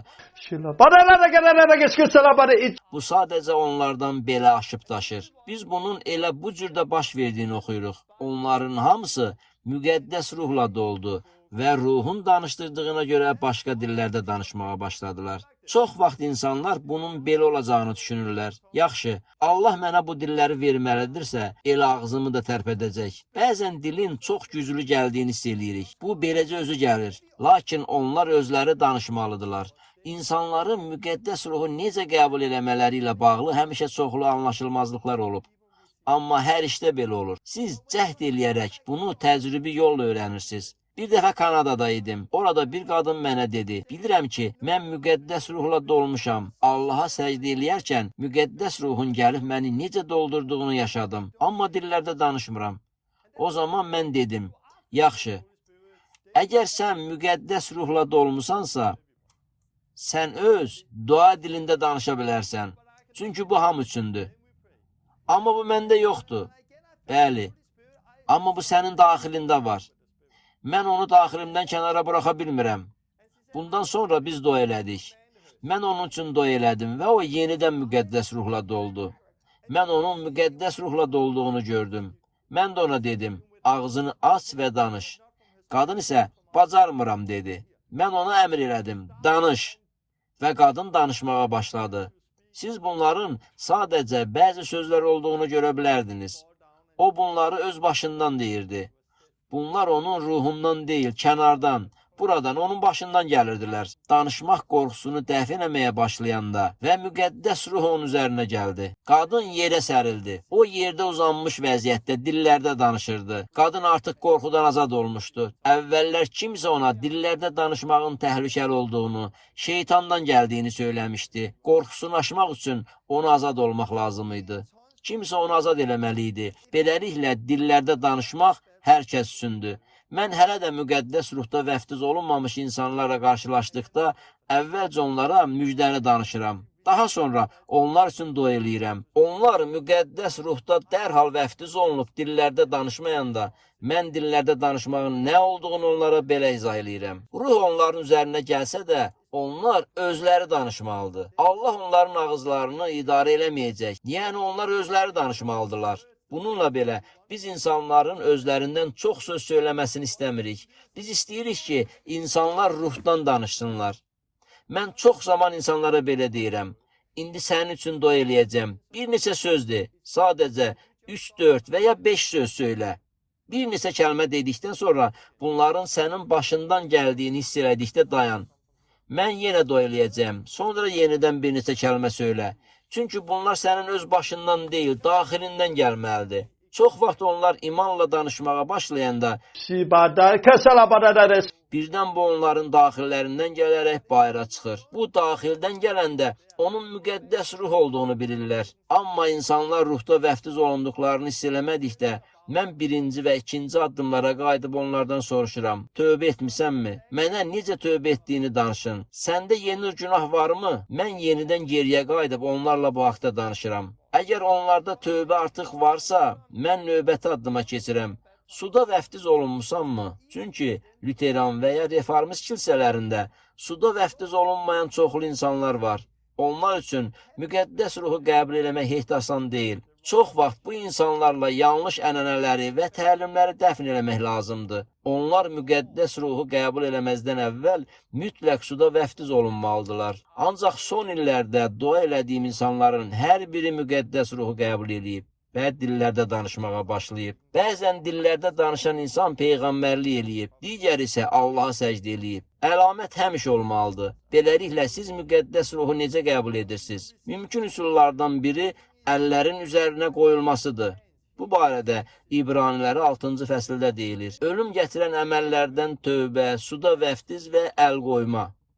Bu ibtidai təlim, əsasdır. Bu barədə İbraniləri 6-cı fəsildə yazılıb. Beləliklə, əl qoyma, müqəddəs ruhu qəbul eləməyin bir yoludur. Siz müqəddəs ruhu hələ qəbul eləməmişsinizsə, onda nə eləməlisiniz? Müqəddəs ruhda yaşayan bir imanlını tapın. Ondan öz əllərini üzərinizə qoymağı xahiş eləyin və bu yolla siz müqəddəs ruhda vəftiz oluna bilərsiniz. Müqəddəs ruhu qəbul etdinizmi? Onda siz başqa insanların müqəddəs ruhda vəftiz ala bilmələri üçün onların üzərinə əl qoymalısınız. İstənilən hər bir sahədə olduğu kimi siz bunu təcrübədə eləyərək öyrənirsiniz. Əvvəlcə siz əmin deyildiniz. Lakin bunu dəfələr elədikdən sonra bunun necə işlədiyini artıq bilirsiniz. Müqəddəs ruhu qəbul eləməyin başqa bir yolu da özünüz üçün dua etməyinizdir. İsa bu barədə dedi, diləyin, sizə veriləcək. Axtarın, tapacaqsınız. Qapını döyün və sizə açılacaq. Luka 11-ci fəsil. O, Yunan dilində belə deyir, diləyin, sizə verilənə qədər diləməkdə davam eləyin. Axtarın. Tapana qədər axtarışınıza davam eləyin. Qapı üzünüzə açılana qədər onu döyməyə davam eləyin. İsa'nın dediyi məhz budur. O müqəddəs ruh haqqında danışırdı. Daha sonra o deyir, ata, oğlu ondan balıq diləsə, ona balıq yerinə ilan verər, yaxud yumurta diləsə, ona əqrəb verər. Siz pis olduğunuz halda öz övladlarınıza yaxşı hədiyyələr verməyi bilirsinizsə, göydə olan atanın ondan diləyənlərə müqəddəs ruhu verəcəyi nə qədər yəqindir. Qorxmayın. Əgər siz Allahdan müqəddəs ruhu istəsəniz, O sizə pis ruh verməyəcək. O bunu Luka 11-ci fəsildə deyib. Əgər siz müqəddəs ruh istəsəniz, Allah sizə elə müqəddəs ruhu da verəcək. Amma müqəddəs kitab deyir ki, biz uşaqlar kimi olmalıyıq. Ancaq biz öz dini təlimlərimiz səbəbindən hər şeyi çətinləşdiririk. Mənim həyat yoldaşımın 11 yaşı olanda onun çoxlu təlimi yox idi. Onun 11 yaşı olanda anası və atası müqəddəs ruhda vəftiz olundu. Və bu zaman o da bunu istədi. O zaman otağa girib Allahdan belə xahiş elədi. Allahım, mənə müqəddəs ruhu ver. Elə həmin vaxt o müqəddəs ruhda vəftiz olunaraq dillərdə danışmağa başladı. O andan etibarən o dəyişildi. Bu zaman heç kim onun üzərinə əl qoymadı. O, atadan sadə bir xahiş edən uşaq kimi idi. Allah da ona verdi. Müqəddəs kitabda oxuduğumuz sadə sözlərə qayıtmalıyıq. Məsələni mürəkkəbləşdirməməliyik. Kəlama qayıdıb bunu iman eləməliyik. Onda kəlamda oxuduqlarımızı bugün yaşayacağıq. Başa düşürəm ki, bu uzun bir dərsdir və mən indi bitirmək istəyirəm. Bunu demək istəyirəm. Bu dərs ərzində öz-özünüzə deyirdinizsə, mən müqəddəs ruhda vəftiz olunmamışam və ya mənim güclü təcrübəm yoxdur. Yəni, əgər siz bu cür düşünürsünüzsə, onda sizə bunu demək istəyirəm. İndiyə qədər dua elədiyim hər bir kəs müqəddəs ruhda vəftiz olunduqda çox güclü bir təcrübə yaşadılar. Mən özüm güclü təcrübə yaşamamışam. Çünki o vaxt mənə bunu verə biləcək heç kim yox idi. Mən sadəcə olaraq yavaş-yavaş dillərdə danışmağa başladım. Və bunun həqiqətən Allahdan olduğunu əmin deyildim. Amma indi bunun Allahdan olduğunu bilirəm. Çünki sonradan güclü təcrübə yaşadım. Mənim təcrübəm dəqiq olaraq bu adamlardakı təcrübə ilə eyni deyildi. Amma bu indi məndə var. Ola bilsin, siz hələ müqəddəs ruhda vəftiz olunmamışsınız. Yaxud, bəlkə siz artıq müqəddəs ruhu almışsınız. Amma eynəyiniz və adət-ənənələrinizin ucbatından dillərdə danışmırsınız.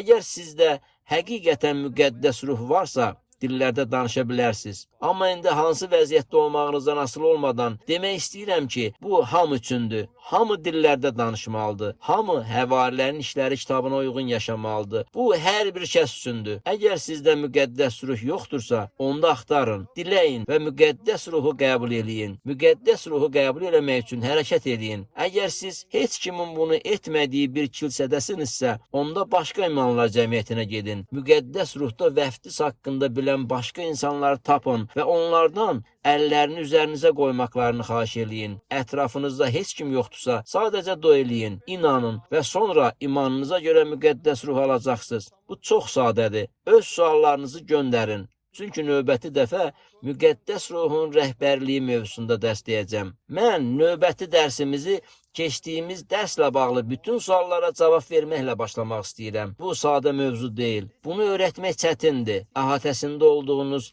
fərqli mühitlərə və müxtəlif ənənələrə görə bu təlimə fərqli baxışlarınız var. Bəzilərinizin bir mövzu, digərlərinizin isə başqa mövzularda problemləriniz olacaq. Bəzilərinizin isə burada dediklərimlə bağlı heç bir problem olmayacaq. Çünki dediklərim onlar üçün təbiidir. Vaxt ayırıb bütün suallarınıza cavab vermək istəyirəm. Mənə suallar göndərin. Mən də növbəti dəfə onlara cavab verməyə vaxt ayıracam. İndi mən sadəcə dua eləyəcəm. Allahım, bu dərsə görə sənə təşəkkür eləyirəm. Bu mövzuya insanların gözlərini aç. Onda çoxları müqəddəs ruhda vəftizi başa düşəcək. Mən inanıram və dua eləyirəm ki, çoxları bu dərs vasitəsilə müqəddəs ruhda vəftizi alacaqlar. Onlar imanla dua elədikdə, sən müqəddəs ruhla onların üzərinə gələcəksən, İsa'nın adı ilə. Allahım, sənə təşəkkür edirəm ki, müqəddəs ruhu olanlar daha da cəsarətli olacaq və başqalarının da müqəddəs ruhu qəbul eləmələri üçün dua eləyəcəklər. Allahım, dua eləyirəm ki, indi gəlib Leninin mahnısı vasitəsilə adamlara təsir edəsən. Mahnını eşidən hər kəsə toxun. İsa'nın adı ilə. Amin.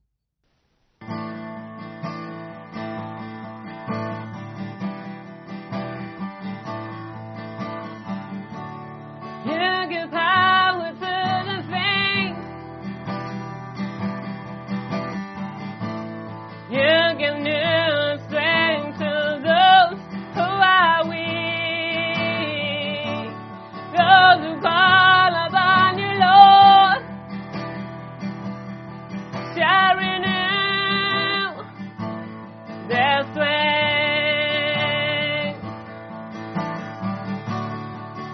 give power to the faint. You give new strength to those who are weak. Those who call upon you, Lord, shall renew their strength. They're getting wings as eagles. They shall run and not be weary. They shall walk and will not faint. They're getting wings as eagles. They shall run and not be weary. They shall walk and will not faint. You give power to the faint. You give new strength to those who are weak. Those who call upon you, Lord, shall renew their strength. They're getting wings as eagles. They shall run and not be weary. They shall walk and will not faint. They're getting wings as eagles. They shall run and not be weary. They shall walk and will not faint. They're getting wings as eagles. They shall run and not be weary. They shall walk and will not faint. They're getting wings as eagles. They shall run and not be weary. They shall walk and will not faint. They shall walk and will not faint. They shall walk and will not faint. Oh, you're giving new strength to your people, God. Oh, new strength today. Oh, wings as an eagle. Oh, new strength, Lord, to your people. Oh, God. Thank you, Lord. Thank you, Lord, for new strength to your people. Oh, God. Oh, new strength. New strength. Oh, come to me. Come to me, my child, and I will give you new strength. I will give you new strength and rest.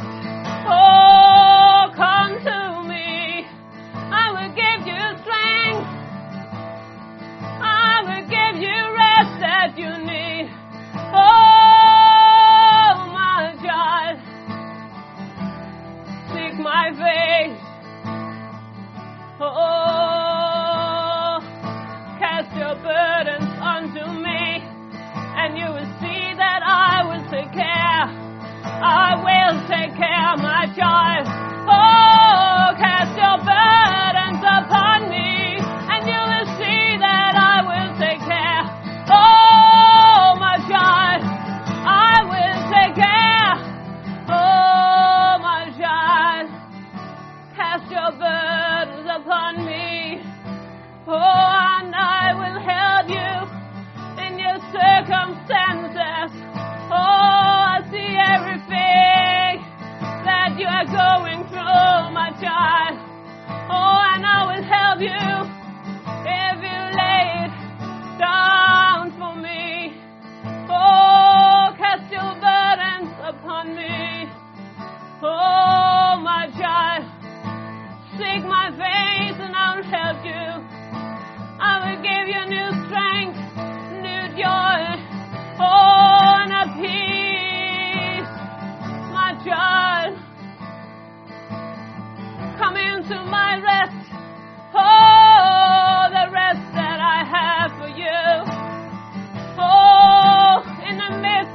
circumstances. I have a rest, I have a peace.